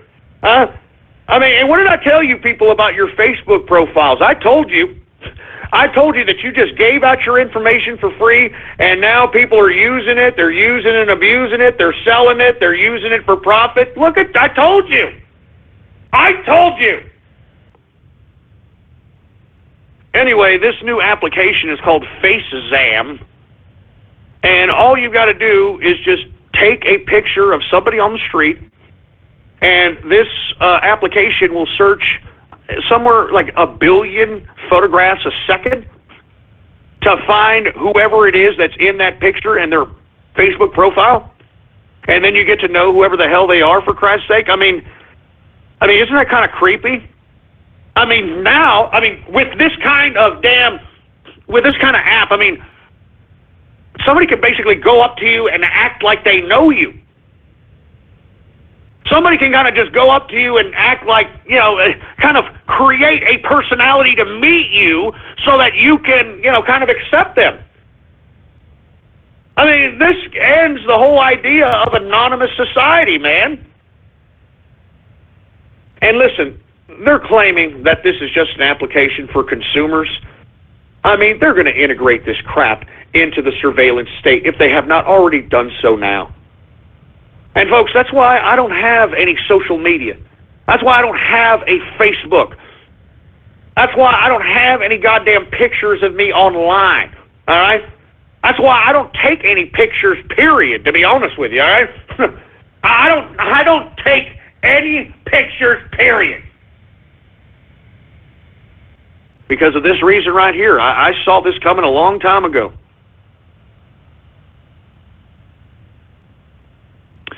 Once again, folks, a new face app that can literally identify somebody by taking their picture and will give you their Facebook with 70% accuracy.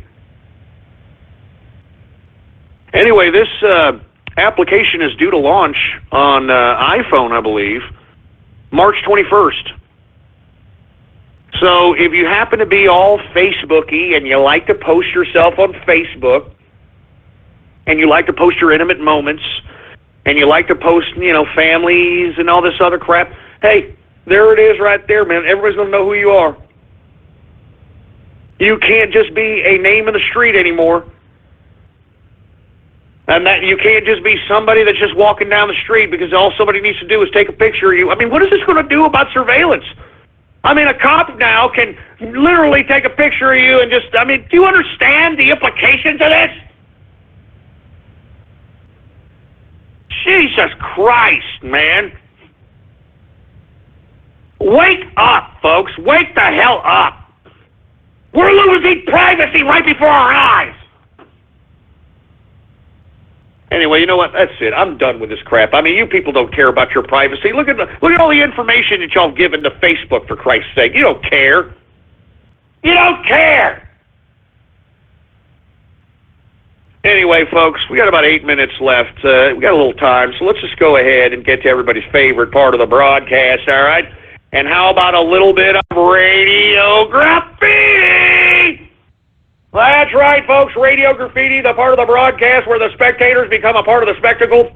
All you've got to do is give me a call right now, 516-453-9903. When I call on your area code, you got exactly 3 to 4 seconds to say whatever it is that's on your mind. That's why we call this Radio Graffiti. And before I move on, folks, I would like to remind everybody, go check out our latest media project, Ghost.Report.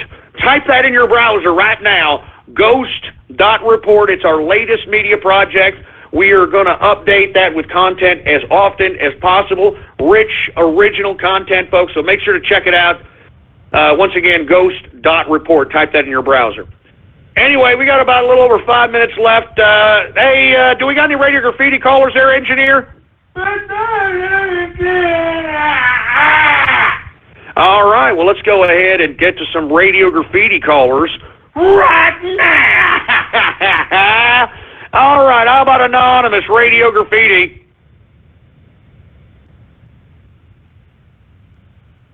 What is this, a Helen Keller deaf mute hour, for Christ's sake? How about 609 Radio Graffiti? Hey, Ghost, it's Capitalist Matt. I just wanted to say hi on this Taco Tuesday, and I wanted to raise you a cheers. I got a bottle of Trump vodka. So anyways, Trump vodka, second harvest, oh yeah. Oh, man, I don't know, where the hell you been? I mean, this is the 3rd and 4th and 5th and 8th harvest guy. Anyway, it's good to hear from you, Capitalist Mal. How about anonymous Radio Graffiti? Remember me? Yeah, you do. Need a dispenser here. Need a dispenser here. Need a dispenser here. Need a dispenser here. Hey, no, let's not do that, please, all right? Let's not go there. Anonymous Radio Graffiti. Oh, yeah. I want me some of that. You know, and I'm not going home until I get me a piece of all right, well, that's an Obama phone from the word go, for heaven's sake. Anonymous Radio Graffiti. Need a dispenser here. Need a dispenser here. Need a dispenser here. Need a dispenser here. Need a dispenser here. Look, shut up with that stupid saying, shut up! Man, just shut up, all right? Anonymous Radio Graffiti. Hello, what's up? How you doing? My name is Pinkie Pie. I am here to stay. I'm gonna make you smile and brighten up your day. matter now. You are sad or blue. Cause you love my friend. What can you do? And I am so happy your mom will be with me. Give a smile, I get a smile. And that's the thing to keep short. Oh, God, man, these freaking bronies, man. Enough, all right? Enough of the brony crap, man. Anonymous Radio Graffiti. Need a dispenser here. Need a dispenser here. Need a dispenser here. Just shut up! Shut up, man! Y'all pissed me off with that on the Saturday Night Troll Show. I just shut up. Just shut your stupid face. 352 Radio Graffiti. Alright, that is from the top. Though we know you love butter, like and found something other. Over butter, all the smoothness of butter with a rich, creamy flavor. Over butter. Yeah, all right. Shut up with the butter crap, all right? Shut up. I think we got Distilling Capitalist Radio Graffiti. G'day guys, this is Ryan. Congratulations, you've managed to dox me. You now have my name and Facebook. So, what I wanted to say is, I'll be posting a lot more photos on my Facebook of photos of food for you guys, because I know you like to critique it. See you later guys, have a good one mate. Oh man, I'm sorry to hear that there, Distilling. Yeah, these freaking trolls, man. I'm telling you that right now, these damn trolls. Wait a minute, I think we got the Arabian Prince. Hey, Arabian Prince, are you there, sir? Oh, yes, I am here. I also have the same issue where people have attempted to dox me, but they have failed incredibly. I mean, they don't even have my real name. They don't have my location. The only thing I saw was accurate was my name. So if you guys want to try doxing me, I already told you how to dox me. It's very easy. Go ahead. I don't care about my information being online, because I'm not as pathetic as a fucking loser on 4chan on Paul, complaining about their life and their anime and their bullshit. Fuck Paul. Oh! the Arabian Prince just laid the smackest down on each and every one of you scumbags. The Arabian Prince just slapped the bitch freaking crap out of your mouth. Woo! That was pretty good, Arabian Prince, and thank you very much for tuning in, sir. I appreciate it. All right? That's the Arabian Prince there. He's worth billions of dollars. Man, you can't dox that guy. You're kidding me? He'll send a hit squad to your house and have you killed. What are you talking about? How about Anonymous Radio Graffiti? Here we go again. Another Helen Keller deaf mute. How about Anonymous Radio Graffiti? All right, great. I don't know what the hell you're doing there, boy. How about Anonymous Radio Graffiti? Helen Keller deaf mute Radio Graffiti. Look, that's not funny, you stupid idiot. All right, shut up. That's not funny. Anonymous Radio Graffiti. Friendship is freaking magic, pal. Friendship is freaking magic, pal. Friendship is freaking magic, pal. Friendship is freaking magic, pal. All right, we get it. Shut your goddamn stupid hole, for Christ's sake. 352 Radio Graffiti. Misconception that the CIA is only about thwarting terrorism. Truth is, we're just like any other office. Come on, you can do this.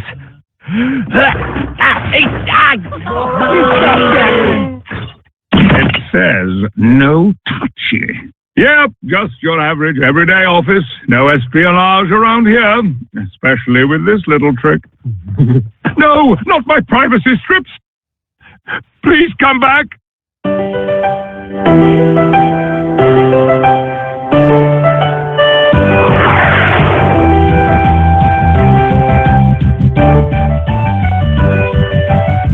Well, what the hell was that? What the hell was that, for Christ's sake? Anonymous Radio Graffiti.